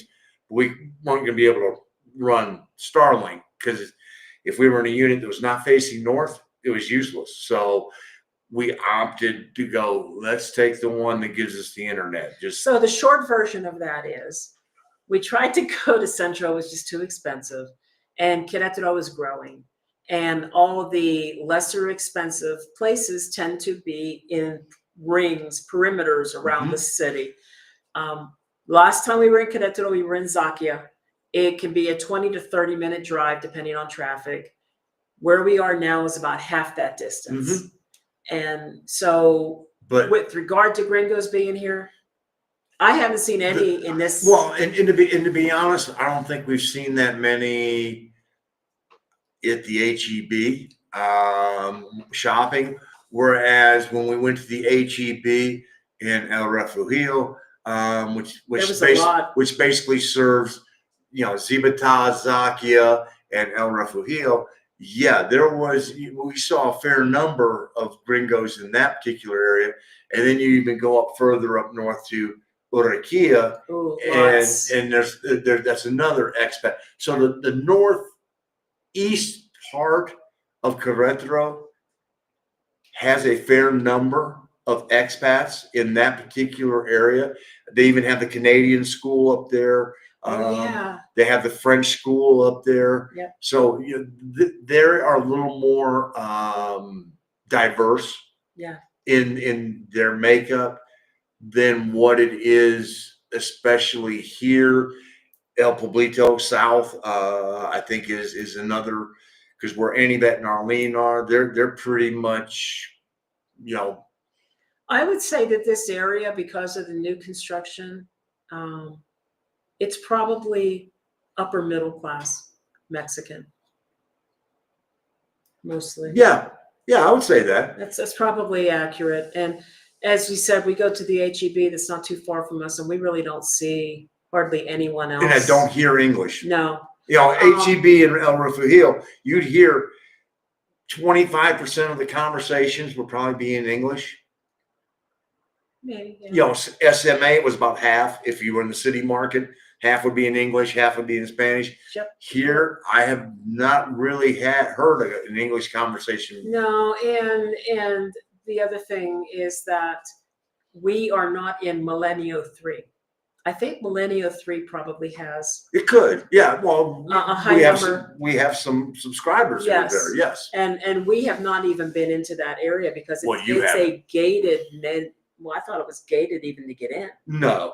Oh, I thought it was kind of like Zipata. No, because if you screw up and take the wrong exit, you can find yourself climbing the hill into Millennial 3. Okay. And then it does, like Zaki, it does the offshoots. Well, but there's a lot of people who live there Yeah. who are subscribers, and I think they probably have a higher mix than what we're seeing right in the area we're in. Yeah. For sure. And it's like a 15-minute drive into Centro from here. It's not horrible. Yeah, I mean, and if we can walk down the hill and catch a bus, it's like, it's that easy. If we wanted to, we could just go get the bus. My dentist our dentist is right on the outskirts of Centro, and we were there in less 15 minutes on Saturday. So. Oh, goodness. You're way better than me. I'm a programmer and I can't stand all the people in management who don't know crap about it. It's nuts. Well, yeah, I don't quite get it. I don't quite understand. This person has a clinical lab background. I just don't understand how he ended up being a leader of an IT team when he's very Scattered. Oh, he's very scattered. He's just not focused on anything. He might be an ADD kind of guy. I don't know. But he struggles. He just struggles with technology, period. So, I don't know. And thank you, Heather. Thank you so much for this super chat. We hope that seeing the beautiful dreams will be something that comes to fruition for you. I think it's worth it. Definitely worth it. You're coming to karaoke. All right. I'm going to hold you to that. We're going to sing McVicker soundtrack. I love that he does that. I played one of the songs for him the other day, like the title track, and he was bad. He goes, "I've never heard this song before." And I don't ever want to hear it again. It wasn't that bad. My goodness, I love that song. I love that song. That's the beauty of music. It appeals to different people. I love that song. Here's my pen, Annie. Is it full? Is the pen full of things? Does it have a baggie? Is there a baggie in there? Oh, I would so rather have butter. The only thing about Mexico and basically being allowed to have marijuana is, unless you're kind of illegally smuggling the good stuff in, you're going to have to deal with whatever you find. And if you're going to grow your own, it's whatever you can find here. I don't know. I personally would rather have some kind of good sativa. I don't know. I don't know if that's possible here. Just saying. Looking forward to karaoke. All right, Vicki. We're going to have fun. We only got a 40-some thousand songs. So yeah, I have a hard drive with over 40,000 karaoke tracks on it. To be fair, probably at least 1/3 of those are duplicates of some kind. So okay, so we got 30,000 unique songs. Unique songs. Yeah, I didn't even know there was that many songs. And then we just sort of keep adding because it's sort of like, oh. Like You See Me Crying by Aerosmith. Oh, I love that song. Okay. Casey, one thing. When you buy, a few bills to pay and almost no maintenance on these houses. Absolutely. That's the good thing, right? Because, if you're in a community, you probably have a small HOA fee, which isn't even that much. Your taxes are a minuscule fraction of what you're used to paying in the U.S. if you had home ownership. Your maintenance is going to be things like possibly peeling stucco on the outside or paint, you got to repaint, or maybe you might have some salitre somewhere and you got to get that patched up. Calcification of water, maybe you got to get that cleaned out. Well, depending upon where you're at. I mean, if you're by the coast, you're going to be replacing your mini splits more often than you will be replacing them here, because you're going to have, the salt's going to just eat them away faster. That's just the reality. If you're seaside, got to wonder though, if you're in central like we are, central Mexico, do you have to replace them or just change filters frequently because of the pollutants in the air? I don't know. We don't know. But that's the beauty of being in an Airbnb. It's not our headache, right? We don't deal with it, right? Yeah. So no buying, just grow. Love it. Exactly. You just grow your own. Bring some good seeds with you, but then I have to say maybe not, because the dogs will sniff that stuff out, and then you're in trouble. You want to go to a Mexican prison? No. Yeah, thank you. No. I'm sorry. Well, I wouldn't be there to begin with, but if you were to even go, I'm gonna try and bring some. I need some purple Kush and some Black Widow. I would be sitting there going, don't call me if you get if you get busted. Do not call me, because I'm telling you right now, it ain't worth it. No, it's not. And we've had these discussions. We have these music festivals that I like to go to, and the stupid talk that goes on about, oh, how are you guys bringing your stuff? How about you don't? How about you don't? You're going to a resort that's giving you all the alcohol you can drink, and you guys are worried, I gotta bring my stash. It's so bad, and they don't even hide it. The first year, I can't remember. It was one of the Grateful Dead kind of bands that really weren't called the Grateful Dead anymore. It was Phil Lesch's Dead and Friends. No, it wasn't Phil Lesch. No, Bob Weir. Bob Weir was Bob Weir and Friends. Maybe something. Anyway, they had their Grateful Dead type event right before our event. So for 4 days, you had all these deadheads on the Hard Rock Resort. And when it was time to leave the resort, don't ask me how they got their stuff in, but they didn't want to take it back. So they were burying it and hiding it in places around the resort. And then they were letting people know in the My Morning Jacket group where to find their stashes. Now, think about this for a second. Just putting all this together, I'd rather risk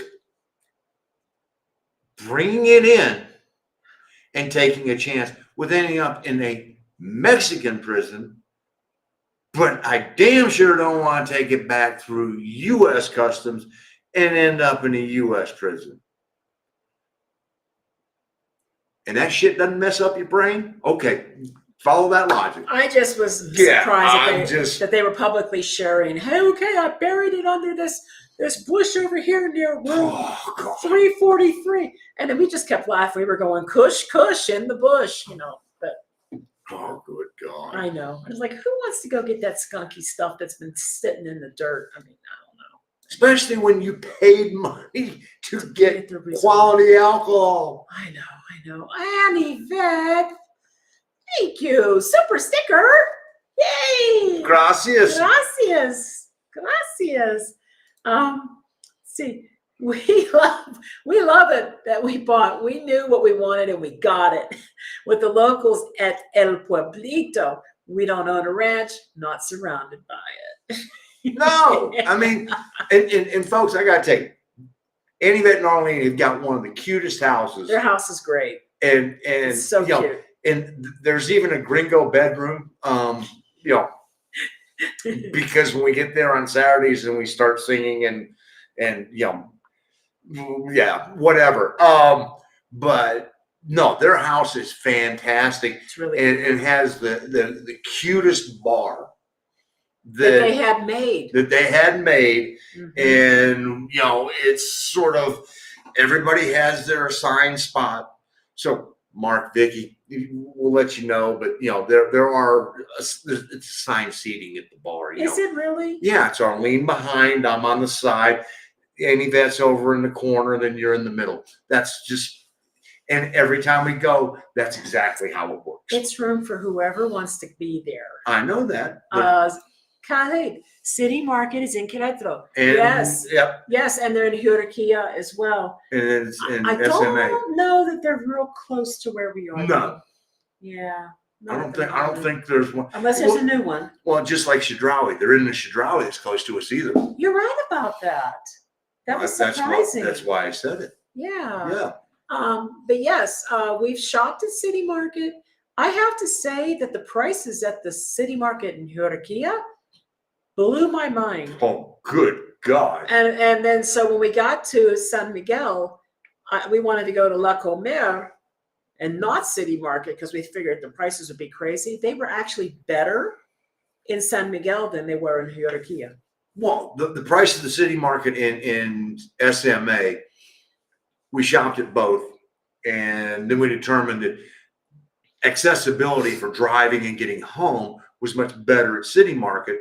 And so I started paying attention to the prices, and I went, they're the same on 99% of the product because they're owned by the same company. You know, the Gringo products that City Market carries that caters to, you know, Gringolandia that's right there at their doorstep, those are a little inflated, but the basics were all the same price. So say, hola Rita. Hola Rita. Bienvenido. Hola Andrew, gracias. Andrew, gracias. Love the live stream. Meeting you guys in Baja. Boom. We will be there eventually. I cannot wait to have some fresh tacos, seafood tacos. Es mi amigo. Thomas, sir. It's okay that you're late. You're fine. We don't mind. Today was run. Settling down with a glass of white wine and chilling with you, my friends. Salud. Salud. If you go to Lake Chapala, make sure you stop into the American Legion. They have an American Legion there. Wow. I don't know. The only two places that I have been alerted to are there's a place that does prime rib on Saturday nights, which we were at a restaurant with Annie Vet and Arlene, and they actually listed prime rib, and I was like, ooh. We've been in one other restaurant in Mexico that had prime rib on the menu, and I ordered it, and it was chuck roast. Aww. It was good chuck roast, but it wasn't prime rib. It's just, all right, it's their version of it, no problem. But a real prime rib. And the other one is, of course, the cigar bar. The cigar bar. We heard about that. Diana, this current trip I'm on, when entering Mexico, they gave me a QR code on a slip of paper. When I scanned it, all of my FMN stuff that works up and is printable or easily saved. Very cool. That's cool. Now, my only question is, see, that sounds like the electronic FMN. Uh-huh. And that's something that as a resident, we have to avoid completely. Yeah.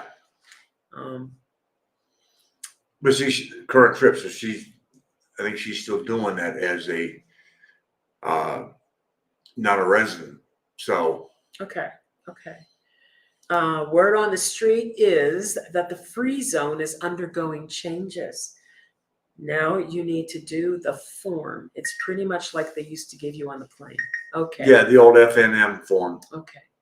And then then they kept half, and then you kept the second half, which I always thought was a real pain in the butt. And I'm sort of like sitting here going, the truth of the matter is, the one thing we can honestly always say about Mexico is the inconsistencies are consistent.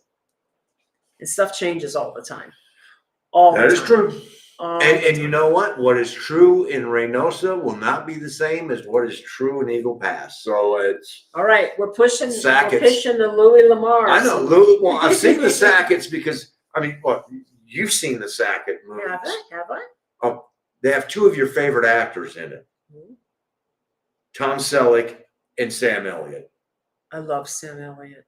Tom Selleck's okay. It depends on what it is. Two of the best mustaches in all of Hollywood. Oh, gosh, you got that right. Go on, Sam Elliott. He has nice mustache. You gotta grow a mustache like that. I have. I've drawn it down to the point where it's hanging down. And Arlene. Oh, this is a message to Arlene. Okay. Tú eres una cantante. Yo tengo una canción para ti. Uh-huh. but he can't sing. But he can't sing. Excuse me. Oh, and here we go. You're welcome, guys. We enjoyed meeting you guys as well. And yeah, when we get to Puerto Vallarta, we need you to show us around town. We're gonna have a good time. Do you still have plans to be a bit closer to Centro when you settle down? You know, It's going to depend upon the city. I mean, it depends on the city and how much it is. well, because I say that because if it were Huatuco, it's actually better getting closer to the beach. Holy crap. It's the moon. It's actually cooler the closer you get to the beach in Huatuco than it is being in La Crucecita because the air movement. There is almost no air movement in La Crucecita. Right. So, the convenience of being in, Centro, because that was as close to Centro as we have been in any place we have been yet. And even Pueblo. Well, okay, yeah, those two are about a toss up. Yeah. But so would I rather have 5-degree cooler temperatures? Okay, yeah, I probably would. Because day in, day out, that's what's going to matter. Right, in Huatuco. Yeah. And again, knowing us, honestly, the amount of times that we leave, I would rather find the house that gives us what we need comfort-wise and everything else than over being proximity to Central. Because, if we went to Central 6 times a year, that's every other month. I mean, so like if we have a car, we have transportation. That gives us more freedom to live outside of Centro. So that makes sense, And then eventually we would have to learn the bus system and stuff. I have no problem taking public transit to get to where I need to be. Just have to learn the system. And it's a little, I'm a little apprehensive because it's a system that's in a foreign language and having to not only learn the stops and which transfers you need, well, now you're doing it in another language. Yeah, and then suddenly, you're late at night if we're coming back from having dinner or something, and find ourselves halfway to Hurrikia, and then it's like, oh shit, now what? Probably would have just got a taxi before we got on the bus at that point. Yeah, I mean. But yeah, I mean, I like being close to Centro because I like being close to the public parks and having a wide variety of eating and shopping, and I like photography. I like urban scenes. I like churches. All those things are appealing to me. Having museums nearby, but having a car gives us the ability to be outside of that. So it's really going to depend a lot on, do we love the house?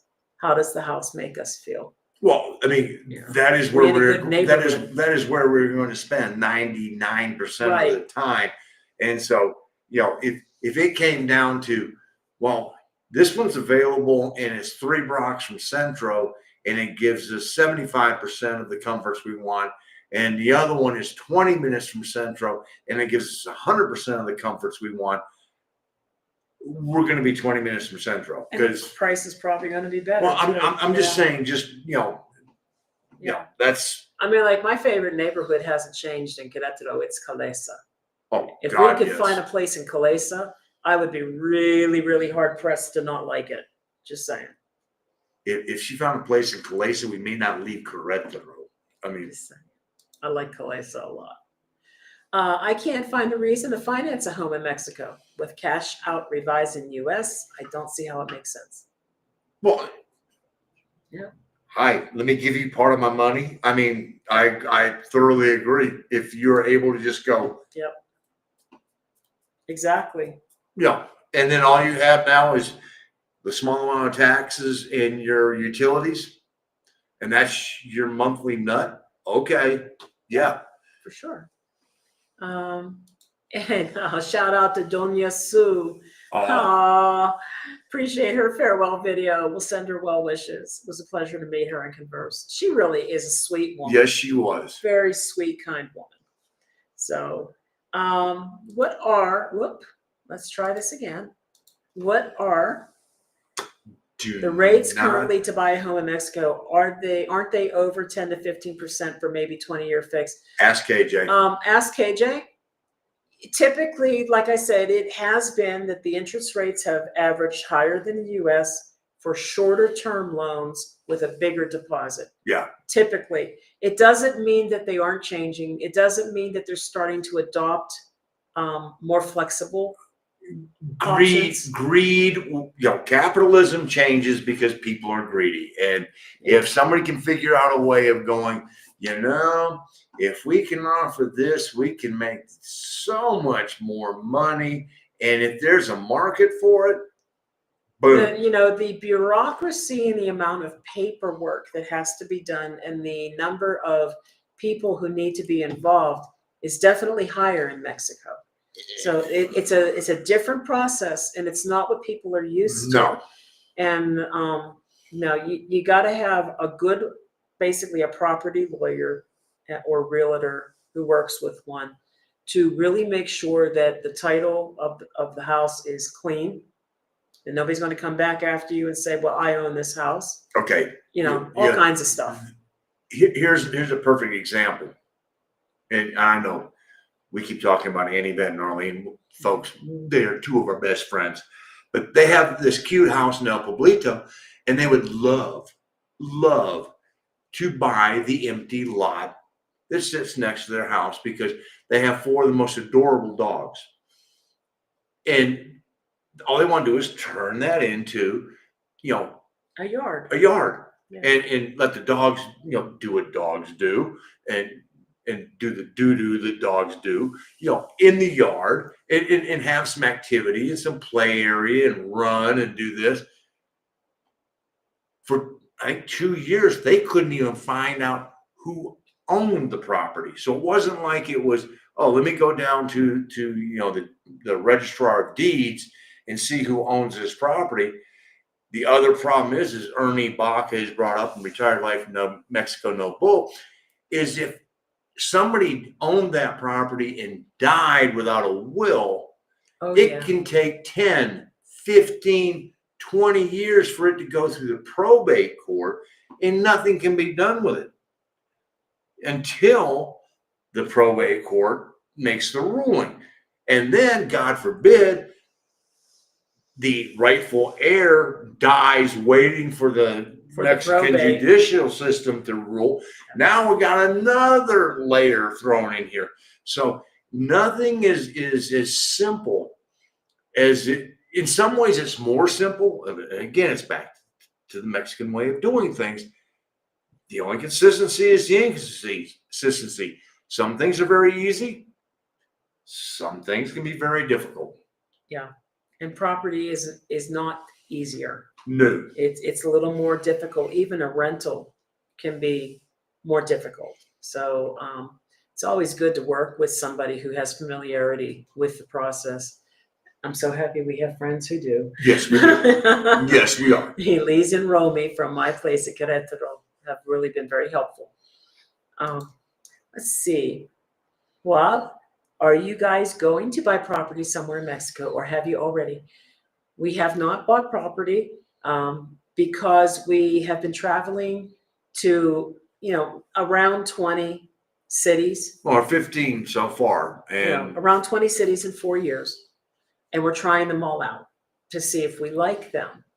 And because of that, we can't spend much more usually than maybe 3 months at the most. Yeah. And because of that, we can't get a lease. So we've been doing Airbnbs, which is a very expensive way of doing this. We pay almost double what rent would be. When we're done, we're going to pick a place and we're going to lease, just to make sure that we made the right decision on where we want to live. Right neighborhood, right decision, and we're not tied to it. It may come to be that we may find ourselves buying a property eventually, but we don't really know yet.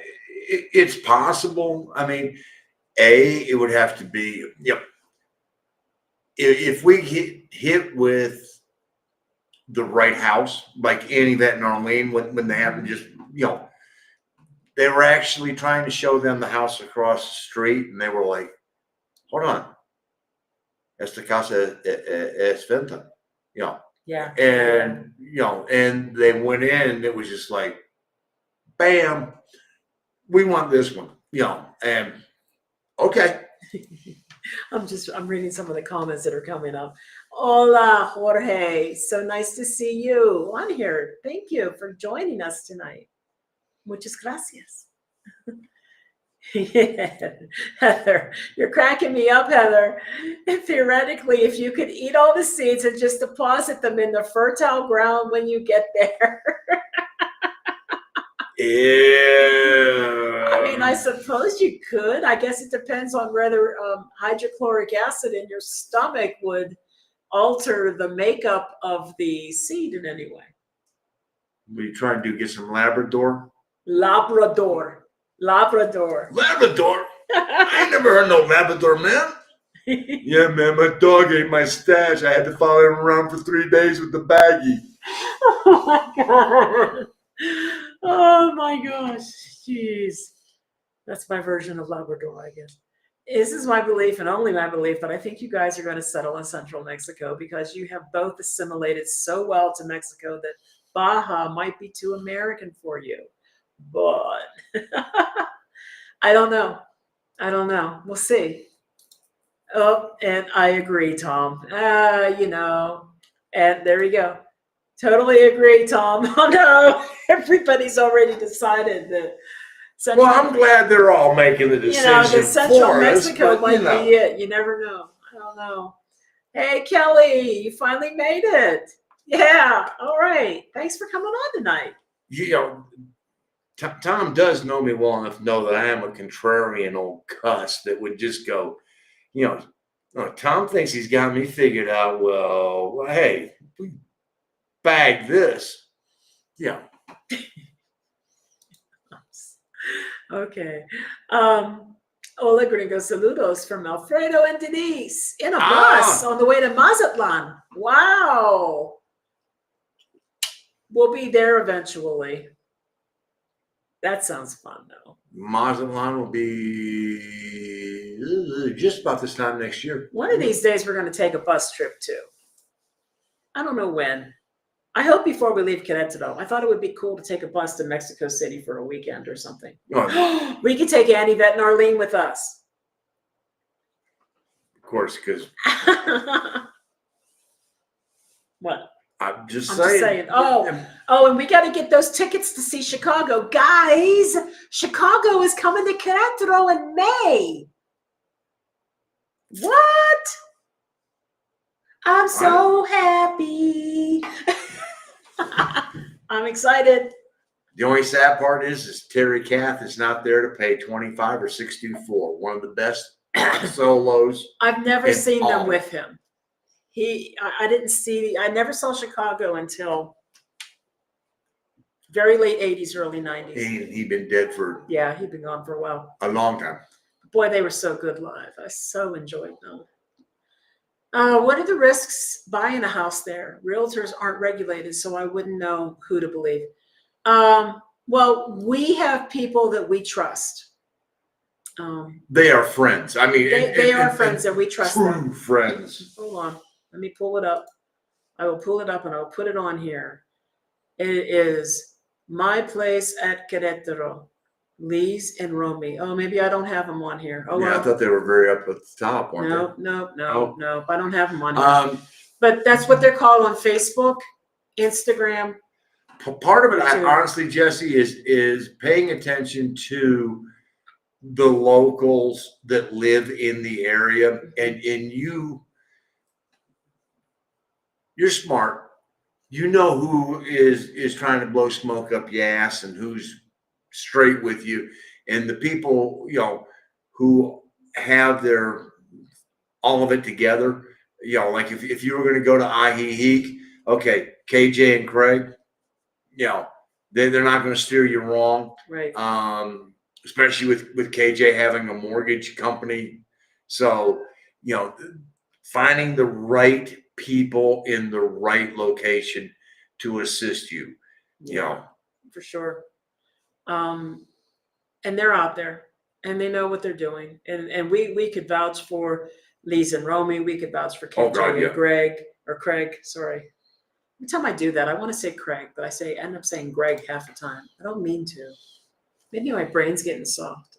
When we're in SMA, the only time we go to Central was when we have people visiting. We love being in the country, and it's just a few minutes drive down.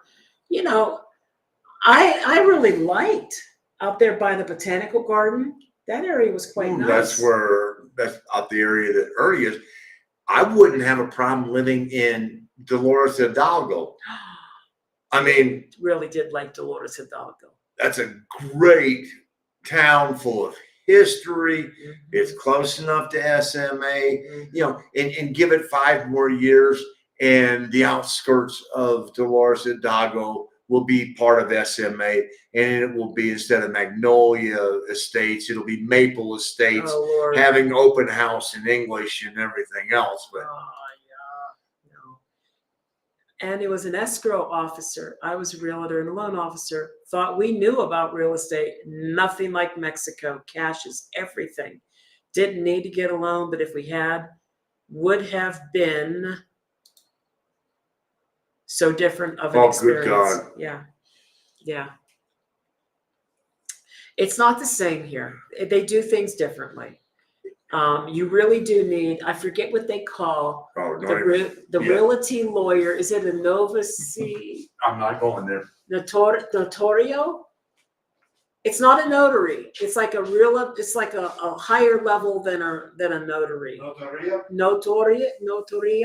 Notario, something like that. They're involved. You've got the real estate people that are involved. There's if you're leasing, there is this thing called it almost looks like police jury. It's like polisa, rica, something like that. I'm so sorry with the words. I don't do that for a living, but I've seen the words. All these extra things that you never thought you'd run into or needed in Mexico to rent, to buy, So it's a longer process. I think like escrow and closing, all that stuff is longer and drawn out, right? Pretty much. Yeah. And we haven't done it, so we cannot actually speak to it from personal experience. But Annie and Arlene have. Yep. Thank you for the in-depth answers. Yeah, great community on here. Selling and going down there. We want to buy ASAP because of political status. Yeah, and you may not want to buy right away. Wow. You may just want to try the place and maybe do a 1-year lease just to make sure that that's the area you want. That's where I was going to go. I mean, if you were coming here to Querétaro, just because we happen to be here, do you want to be in the Zibatazaki area, El Refugio, because looking for someplace that does have a fair number of expats? At least you can occasionally hear English. Do you want no English? Well, you start getting into El Pueblito and Centro Sur, southern part of it is a lot less of the Gringos are in that part of the town. Right. You really want, some luxury. Well, you might go Orquilla. So that's only 5 neighborhoods that we've talked about here in Querétaro. And there are, got Milenio 3, Mirador, Calesa, Alamo uno, dos, and tres. Carteras. Carteras. I mean, so figuring out exactly where you want to be in the city, especially with you when you have a language barrier, and then you have the culture of learning. All right, do I want to be in an area like this? Well, that could be an area that could be extremely noisy, and until you live there, you don't know. True. There are certain True. parts. There are certain parts of the city. Hey, it's a day that ends in Y. Let's set off some fireworks. That's just. May I suggest, no matter where you think you might want to go, that you connect with someone who can do like neighborhood tours and work with you to find what your needs and your wants are and the things you want to avoid. And then they can put together something personalized and take you around and show you around those areas. But I would caution against buying immediately, because everything looks rosy when you are first there, and you may find a month into your stay that this was the biggest mistake you made, and then you're stuck with property. Then you got either unwind it or unload it, and then right. So even as much as we have now in 2.5 years of touring Mexico, if we threw an anchor here in Querétaro, we're not going to be buying right off the bat, because there's parts of Querétaro that we haven't experienced enough to go. Unless somebody went, here's a $25,000 home in Calesa. Then we'd be like, get the hell out the way. I just love Calesa, Colonia Calesa. I love it there. But other than that, no, we need to learn more about the city, because it's a big city. And the traffic in certain parts of the city can be quite congested, very congested. Yes. It might take you 30 minutes to get 4 blocks, 4 or 5 blocks. Yeah. It can be that bad. And Querétaro is growing, for example. Puebla wasn't horrible. I don't recall it being bad. We drove a few times there. San Miguel was not. San Miguel was easy travel. Yes. Well, everybody drives kind of slow. San Miguel, coming off of Querétaro and going to San Miguel, was, SLP. I didn't have a problem driving in SLP. It was, other than the fact that, if you're not going at the time that the light goes green, you're going to get beeped at. They like their horns in SLP. Yeah. No, but I think we both agree that it might be wise to lease just for a year. And like KJ and Craig said in a recent video, it's not the end of the world. It's 1 year. It's 1 year. So you pack up and have to move to someplace else? If you don't like it, you can go someplace else. And then if you find that you do like it, well, then damn, you could buy right there. And you'll be pretty confident in knowing that you like the area, you like the people, you like the neighborhood and the stores and the noise levels and the smells and the dirt and whatever else there is. Yeah. The dogs. I mean, and quite honestly, like Tuxtla Gutierrez, okay, we were not looking in that particular neighborhood when we were looking for our Airbnb. They canceled on us at the last minute. We found this place over here, and we hit a home run. Yeah, that was a nice neighborhood. We loved that neighborhood. It was very local. Yeah. Extremely local. There was nothing fancy. No. Or, two airs with it at all. It was local taquerias and tlayuda places. The tlayudaria, the carniceria. Then we had the lavanderia that was right down the street. Then we had Chidrui down at the bottom of the hill. Then we had, pollo rotisserias all up and down the street. And then we had the one restaurant that really, talk about good marketing. Oh. He blew. Yeah. He had blowers on his smoke off of his grill for the arrachera, and it was just like, Oh man, what do you want for dinner tonight? Oh, I know what I want for dinner tonight. I want a ranchera. Yes, let's go to Mexico City. All right, on a bus, let's do it. It'll be our first bus. We're going to do primero. Go down one, it gets even bigger. Oh, what? Go down one. Oh no, down two. Vámonos. Let's go to Mexico City. What? Down one more. What? Down one more. Hold on. Marco Antonio Solis tickets. Let's do Chicago. Yes. We're going to go see Chicago. I keep saying. Okay, what? You keep telling me one more. That would be tempting for Ruby I to come down and do the bus trip with all of you. Yes. Let's do it. Let's all get together and make a group trip to Mexico City. I want to go to the Frida Kahlo Museum. I want to go to that big anthropology museum that they have. You want to go to church after church after church? We ain't gonna be able to squeeze all that into one weekend. I'm just saying, because I know you and your churches. I mean, we could make it maybe a week, but I think it's gonna have to try to be a weekend. We can make other trips to Mexico City if we ever wanted to. Mm-hmm. But that would be a wonderful trip. I want to go see the Frida Kahlo house so much. So I've been wanting to see that house. I saw a video of a couple and they take bus rides, but only if they have first class area available. We've heard that the first class buses are very, very, very nice, quite plush and more comfortable than first class airfare. We don't know. We've never taken the bus.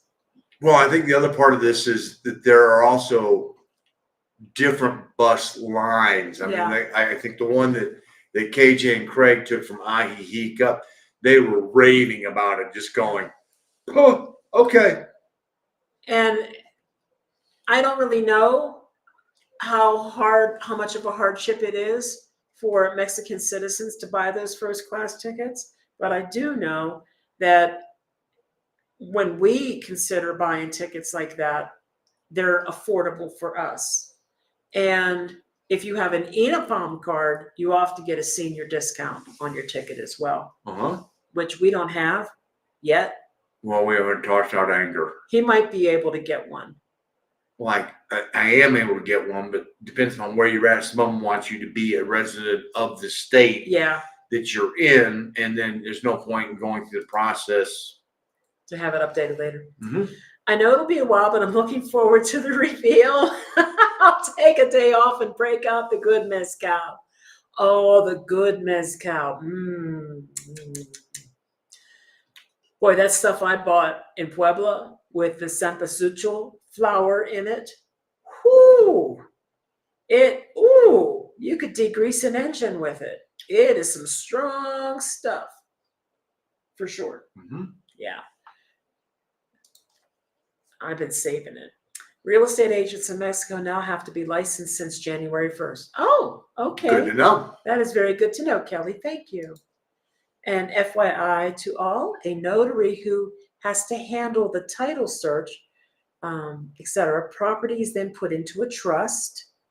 Okay, that's good. Florida lawyers charge $5,000 to $10,000 for the same services. Oh, wow. That's good to know. Thank you.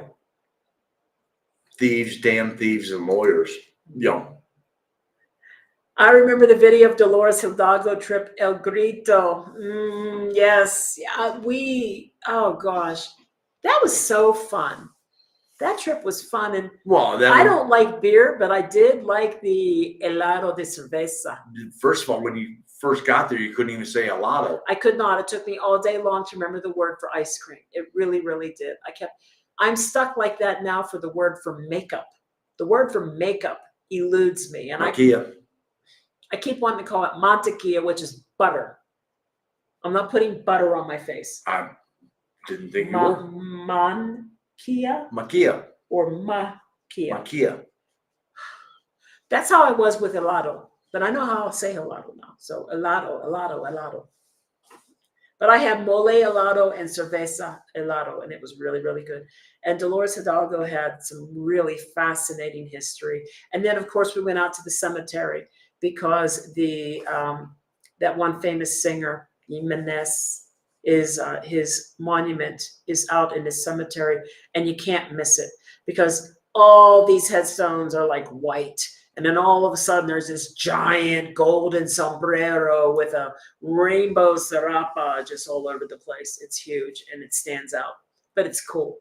And you had the cool little kid that was sat there and gave the history lesson. Yep. That was just, I mean. It was cute. Yeah. It's a really cool place. I like Dolores Hidalgo a lot. And they have some pretty churches too. I grew up in the Rio Grande Valley and traveled along Pacific coast from San Blas to Manzanilla. This was in 1981. Spent several months in Costa Rica in 2003 and have longtime friends with surf schools, etc. That sounds fascinating. You moved around quite a bit then. You got some good life experiences. That sounds like Puerto Escondido. I mean, the surf part. Surfing. I cannot wait to meet Sean in Paradise. That'll Now be that you coming up in a mentioned year. it, I know. I'm excited about that. Oh, Sean. Sean will have some good weed. Jesus Christ. We have to reserve Frida tickets in advance. Last time we bought tickets a few months in advance as first available. Ooh, very good to know because I'd be very disappointed to get there and find out we couldn't go. So I will look into that. Sort of like getting IMO appointments. Thank you. Hola Deltron. We bought a condo in Bucerias without ever visiting the town. We knew PV and Sayulita, so we were familiar with the area. 3 years after our purchase, we couldn't afford it today. I'm sure. The prices went up. Yeah. Oh man, I mean, and they're doing that everywhere. Merida, Tulum. Yep. Playa del Carmen. Huatuco. Huatuco. Yeah. They're just shooting up. Yeah, no, I mean, especially if you know the area, you're familiar with it, and you go, you know what? If this really sucks, at least it's a good investment. Okay. Yeah. That you could sell it. That'd be like, going, all right, I'm on to buy a condo in the golf course that sits between Tulum and Puerto Aventuras in the PGA golf. Okay. If I had $500,000, I'd throw it down on one of those and go, call me in 10 years because that's going to go. And, I often wondered, Roddy and Landy finally sold their house in Zakia. They leased it to us for our first couple months we were here. And they weren't going to return to the Querétaro area. They had gone to Texas for a bit, and then they came back and they went to Mexico City, and now they're in Puerto Vallarta. And I heard through Liz and Romy that they were selling the house. Now, at the time, they were considering renting it out because they really were not going to make their money back. There was no profit. They didn't have any equity. Zakia was so new, and they had bought at the beginning of it. And for them to make it back, it's like, all right, we're going to sell a used one versus at the same price as a new one. At all the hundreds of new ones that were for sale. And I mean, and they're all over the place. Yeah. What I'm wondering is if in the last couple of years, if the values had gone up here too. Because Querétaro's been growing. So maybe they did finally make profit on that house. Don't know. Yeah. In 81, while we were surfing, you could buy weed from a guy with a full army duffel bag. It grows wild in many states down there. Oh, wow. That's so funny. But wasn't the good stuff? That's the thing. Well, that's back when it was Acapulco Gold. Oh, yeah, okay. We took Primera Plus and ETN buses. Definitely not experts, but I'm not familiar with any first-class seats. All the seats were amazing. The front seats on the double-decker we took from Estimated Querétaro. I think the Primera Plus is considered the first-class bus. And quite honestly, it's only 2.5 hours. I mean, yeah. Well, It's not a It's chicken bus. It's 2.5 hours to get in the vicinity. Yeah. What it takes to get into downtown Mexico City, yo no sé. I mean, it's not the chicken bus. That's the thing. So it was awesome. We had the front seats on top. Oh, that's so cool. See, there's our makeup word. Okay. Maquillaje. oh, I was close. I forgot to put the hay on the end. Maquillaje. I struggle with this so much. I keep wanting to say mantequilla. I'm telling you, I'm like, I'm putting butter on my face. I know it's not right. And then I go to think of the word. I will, one day I'm going to remember this word. And I'm the only one that needs to. He doesn't need to remember it. No. Maquillaje. Okay. Barba. Yeah. Sean seems very liberal to me. Stop watching his channel. Well, you know, we've got friends that are liberal. We have friends that are conservative. As long as people are good in their hearts, it's all we care about. Only part I care about are they good people. That's, you know, who they voted for, what their beliefs are. Do you call me a friend? That's, you know. And Sean in Paradise is an amazing channel. Sean is an awesome, awesome guy.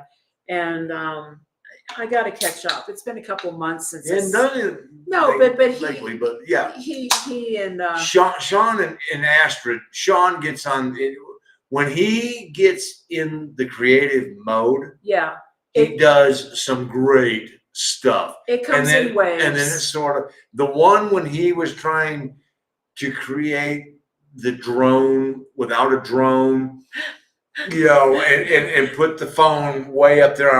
I was howling at that one. Yeah. And needless to say, when they were getting ready for the hurricane, you know, that was balls to the wall funny. Balls to the wall funny because he wasn't wearing any underwear underneath his shorts, and every time he jumped to start his generator, his jewels were bouncing around, and you could see everything. But I think right now that, well, I don't know right now. I know that he and Astrid went back to the States for something related to work. But they weren't staying. They own the home, you know. In San Pablo. Right. So, yeah, I got to get caught up with him. Because I've been waiting. Well, and hopefully that's one that would be there because he was back. They were back in the States when we had this particular meet and greet. And again, nobody had a whole lot of advance notice as far as a lot of the other channels. So, you know, this time with more advanced notice, I honestly expect that it's probably going to be in the 10 to 15 channel range that'll be participating. They took the bus from San Miguel to Querétaro, and it was really nice. But it's 12 hours from Puerto Vallarta to San Miguel. Yeah, that would be a long day. That'd be a long day. I don't know if I'd want to sit on the bus for 12 hours. But, you know, the nice thing about it is that you don't have to do anything.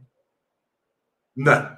I mean, you could watch stuff on your phone. And you know, the other nice part about it is you're not going, damn, where's the next talk show at?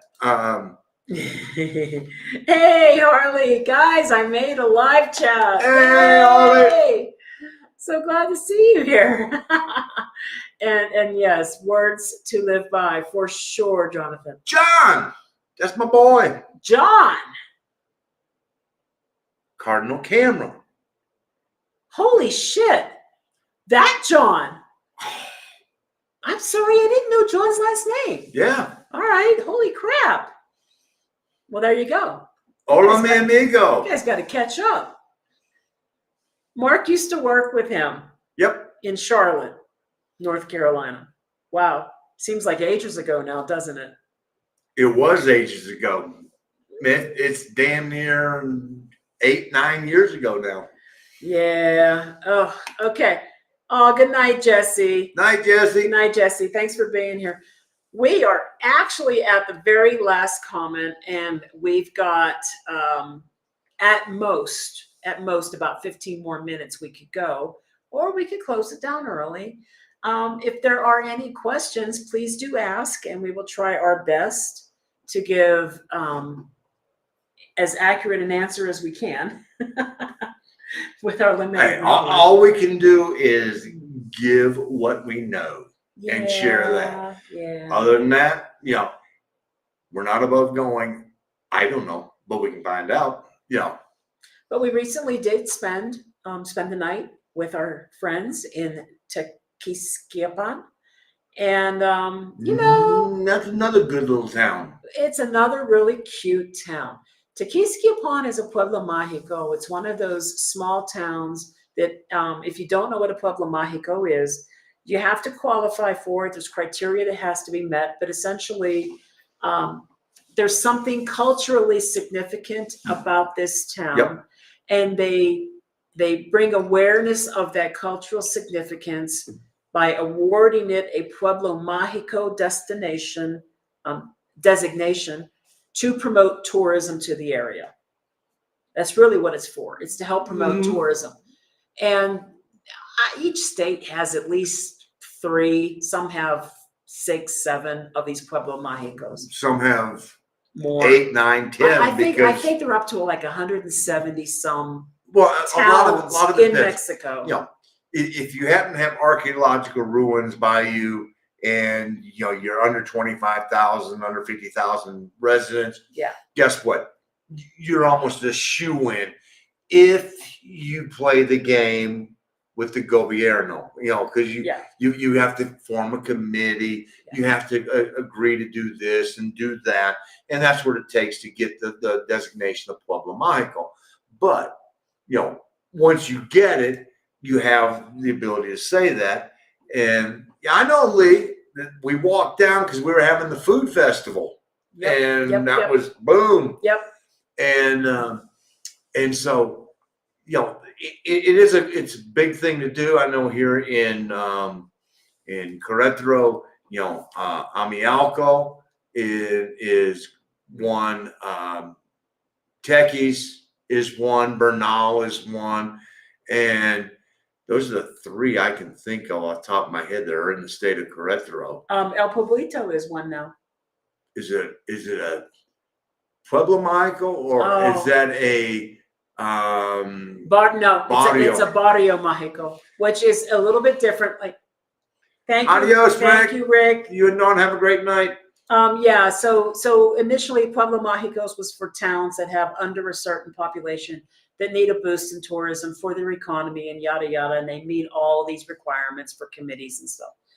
If you are a large city, you didn't qualify.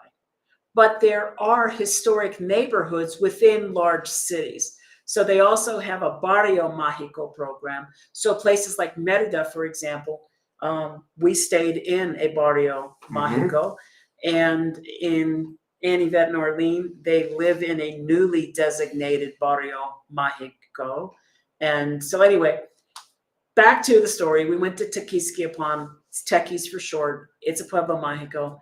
It's a small town, but it's got so much charm that without having actually lived there for anything longer than a few nights at a time, it could potentially qualify as a place that we might want to consider living in.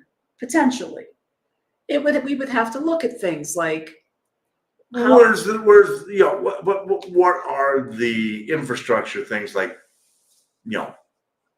hospitals and things like that. I mean, as far as where the airport is, it's about half the distance. I saw. Is that a backhanded compliment? Well, I mean,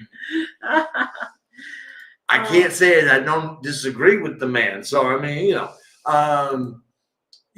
but it is. It literally is equidistance between where we are here and the airport. So that part is a push. Yeah. But where do you go for, the if you need emergency care, what's the hospital situation like? It is a quaint little town, and it's not very far for me to go run and get my cigars. I can tell you that. It's really cute, and it's mostly quiet. Even on the weekend when they have their highest number of visitors, it wasn't that bad. No. And, I don't know. It's really cute, very walkable, very clean. Oh my gosh, very clean. Yes. So I don't know. Techies is a really cute place that, even though it's not a Yeah. big city. Where are you going to go get your groceries? I mean, those Yeah. are all. Yeah. But they are putting an HEB in San Juan del Rio, which is only 25 minutes down the road. Just saying. No, I know. It's one of those places where you're going to have to figure out, where do you shop? Where do you get your medical care? Is it conceivable? Yes. Yeah. Bernal? No. No. Amialco? No. No. I mean, and the only problem with Bernal is it worth going to see? Yes. Absolutely. But where would you live and all of that? It's steep, and I mean, I had to do an 18-point road turn. Oh God! To get in sandy dirt. Yeah. With the tires spinning. Yeah. Yeah. Yeah. It's a really cute place, but it's definitely very small town Mexico. Mm-hmm. And well, yeah, it's smaller than Amialco. I mean, Amialco is even more steep. That was Bernal was pretty small, but very cute. Very cute. And of course, looking at La Pina is just kind of wow. It's cool. I can see it when I drive to go get my cigars. I'm just saying. I know. Yeah. I know.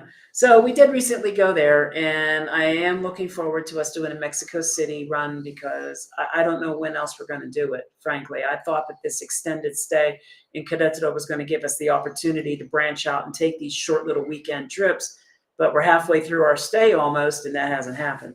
So we got to do it. No, I think what we have found is that we needed a break.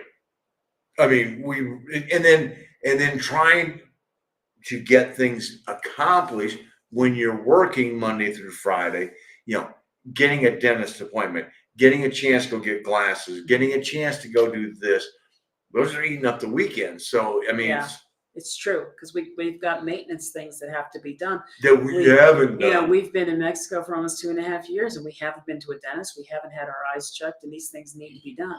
You haven't been to a dentist. I've been twice now. Well, you have. Yeah. And hey, Greg, there's a channel where they just finished visiting 100 Pueblo Mágicos. I bet that was Georgia and David. Georgia and David. Yes, they're friends of ours. That was a pretty big undertaking. And if it's who we're thinking of, they had their cute little doggy Meat, and Meat didn't quite make it all the way, unfortunately. They are, if they still are, I'm not sure. They went to Thailand. I think they were working their way back. They probably are working their way back. But I had invited them to meet up in San Miguel when they were in Thailand. No, and the reason I think they were making their way back was they made the comment that they were out of the country. They weren't going to be able to make this one, but they hope to make the next one. Yeah. Yeah. So they've been exploring Thailand, and I haven't gotten a chance to get caught up on their more recent videos. They are about 4 to 8 weeks behind on their videos, like we are. And it's just because it's kind of how long it takes to get things processed sometimes for a channel. But and part of the whole, we needed time here to. Yeah. Well, you know what? Part of that also was she needed time to, and that affects the flow of the videos. Yeah, so. We're supposed to have a video drop this weekend if we can get it done tomorrow. Tomorrow and maybe some of Friday. If we can get it done, it should be an easy, just a long shot. It's us discussing culture shock when each of us went back to the United States in the last couple of months. I went in December, and then he went last month. And it was a culture shock. It's a culture shock to return to the U.S. and see how things were the way you remembered them to be, but also how things have changed. It might be there this weekend. It might be next weekend. It might be next weekend. I am going to try to get it done this weekend. So, maybe not Saturday, maybe it'll be Sunday. It just kind of depends. It's hard for me. I can't be one of those people that says video every Saturday, and it just. Well, and quite honestly, we also now have to work around basketball. Oh, that's true too. I mean, And it's tournament time. here we go back. Oh, Annie, back with why not now? I did see recent videos. It's not them. I don't believe it's them. I think it's a hijack. I seriously do not believe it's them. I don't know, and here's why. If it is them, then shame on them. For us. And this is why.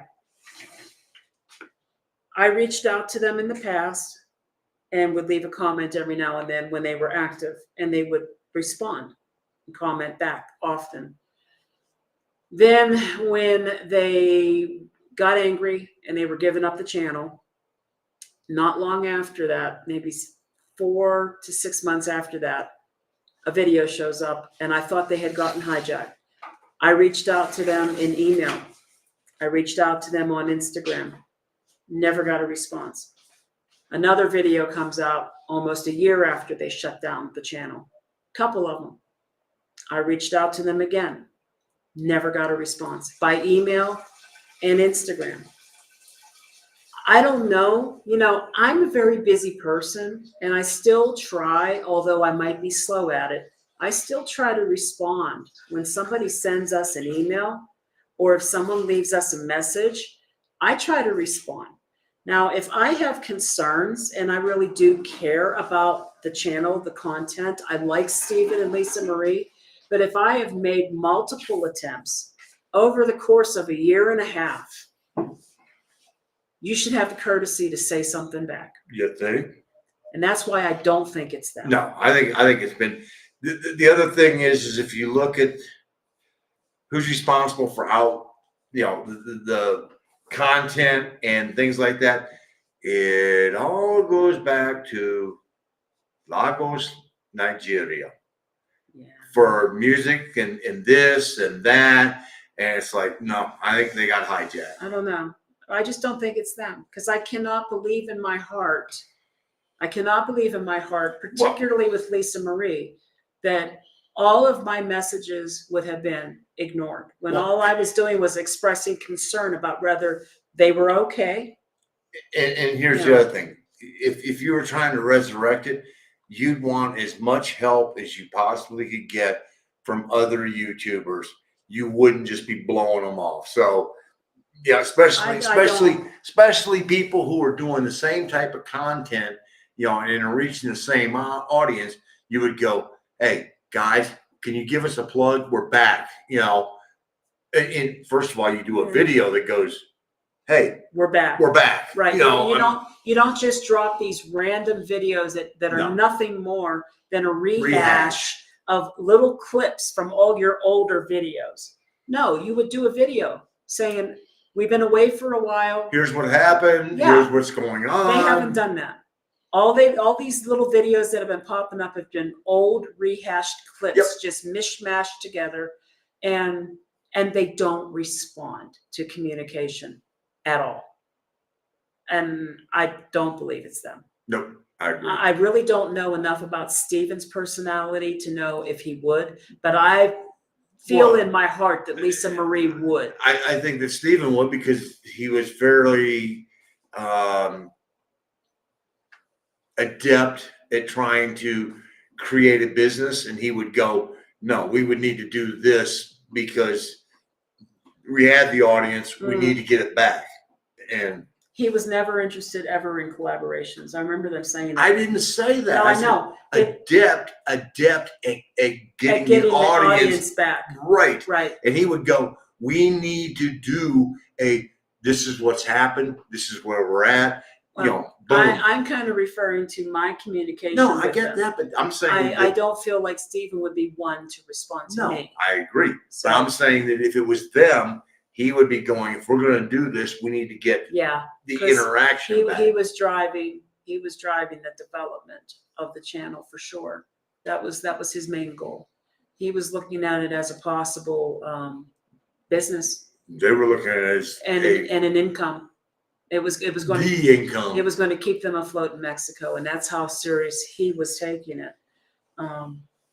So I don't believe it's them, because the way these videos drop randomly and the way they're put together, no new content, no communication. There's no FaceTime. No. I mean, there's no new FaceTime. So no. Yeah, I agree. I don't know what happened. I can speculate that, as does with many couples, when financial issues come into play, it can really wreak havoc on your relationship. I'm hoping that they didn't break up over this, but there was a video clip where it was kind of almost a little bit of an outtake where Lisa Marie couldn't stop giggling. And Stephen was pissed off. He was pissed off. The last 3 months of videos that they did were getting quite uncomfortable. Yeah. Watching. I mean, it had gone from informative to suddenly we need your help, and then it was almost condescending. Well, it was like, I guess you guys just don't want to see content like this. You just want to see. We do all this work for free, and you guys are and it was just like, I'm sitting there going, dude, nobody signs up on a monthly subscription for this. If you're going to do this, you hope that you can make some money off of it. But I can tell you this, trying to belittle your viewers is not going to win you any favors. I mean, we're sitting here now with 5,000 subscribers. The highest check we ever got from YouTube $350 was about $300, and that's when we had one video that had like 50,000 views on it. Our average check per month is about $125. You're not going to live on YouTube here, guys. Unless you've got 200,000 subscribers plus, you're not making a living on YouTube. No, I mean, quite honestly, Ernie was right. A nice dinner out a month. Yeah. And maybe, buy her 6 ciders, me a 12-pack of beer, and we go over and see Annie, Vet, and Arlene, and we sing all night. Okay, it'll pay for dinner and that. Hey, Sammy, hola. And it is what it is. And it's not the money that drives us. No. Oh, good Lord, no, because there's a lot of work that goes into this.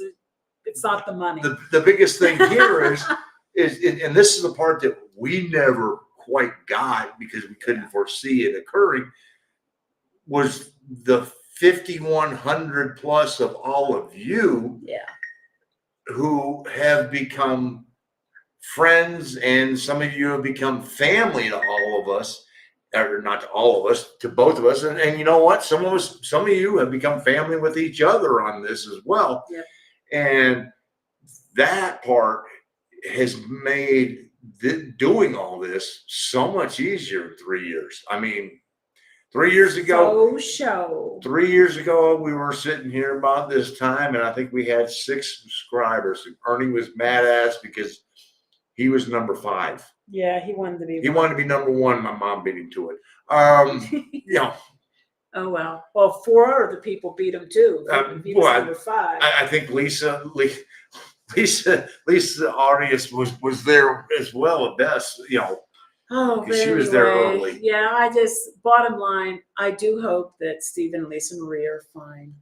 Sammy, that would be Why Not Now. They went quiet about 2 years ago. 2.5 years ago? About 2 years ago. Yeah. We were in Mexico when they went off the air. No. No? No. I thought because I remember we were in Fletcher when you did the Did They Get Hacked video. Oh shit, you're right. It has been 3 years. Yeah, so they went off the air about 3 years ago. You're right about that. Thank you. You're welcome. Actually 3.5 years ago. Never heard another word from them since. But yeah, occasionally these random videos will show up on their channel, and they're not new videos. They're clips and outtakes and things from old videos. And there's links back to Nigeria. not lately. Well, no, but they're at the beginning. At the beginning, there when they first got what we think was hijacked, you know, there were links back to Nigeria, and it was like, No. oh, Yeah. okay. Yeah. So just kind of hoping that they're okay. But again, I'm just saying, I don't think it's them doing these random occasional video drops every 6 or 7 months because They did some great videos on the city of Oaxaca, just Querétaro, because I remember they were the first ones to show us Calesa. You know, and so those are the two that I remember them for, location wise. And when they were in, gosh, where were they when they did this? Aguas Calientes. They went to the feria that happens they went in to the May. feria. That was almost one of the last videos they did.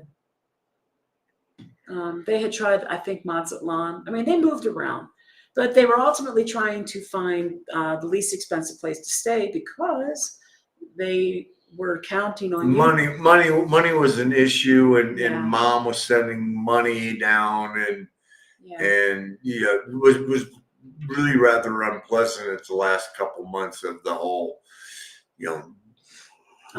We were with you in the beginning, but we were really quiet. It's okay. Thanks.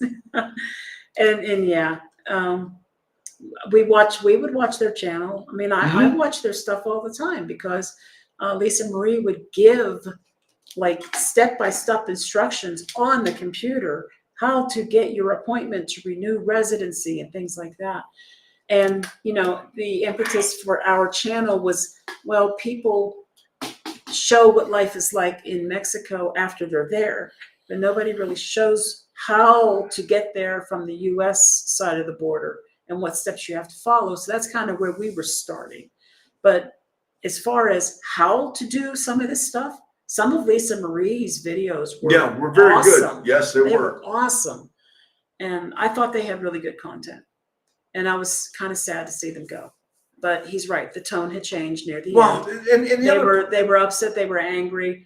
The trolls, they were feeding the trolls. Well, that was their biggest mistake. They were a mixed race couple, and Stephen was really angry about people making comments about that. And it became more focused on the comments that they got versus the content they could make. And, you know, fortunately, you guys leave all great comments. I mean, we get maybe 0.1%. No, it's more than that. That we just totally blow off. No, it's not. Right. I mean, we get a share of negative, and we don't have a problem with negative. You know, there's about 0.1% that we just go in the shit can. I mean, there's a few that I have blocked. Yeah, I do have a list of blocked. It's not a long list, but there are blocked people. Just because that's what they want to do. They just want to cause I mean, but realistically, I mean, you know, if somebody wants to be negative and they bring up a valid point or they have a view of something, I got no problem with that. I'll address it and I'll go, hey, I'm sorry, you know, you may have had a bad encounter with a gringo. I apologize, and all I can say is, you know what? We're not all the same. Nope, we're the nicest gringos that Morteras have ever met. Yeah, and that's just what it is. So, you know, sorry about that, but you know, and for those people who just want to drop the F-bombs and the MF this and do that, we get about 0.1% of that, and just in the trash. Bye, you know, because it's not worth it. I don't think we get that much of that. But like I said, maybe 0.1%. Yeah. I'm breaking up all the rings so the turtles and the birds and the seals don't drown and stuff.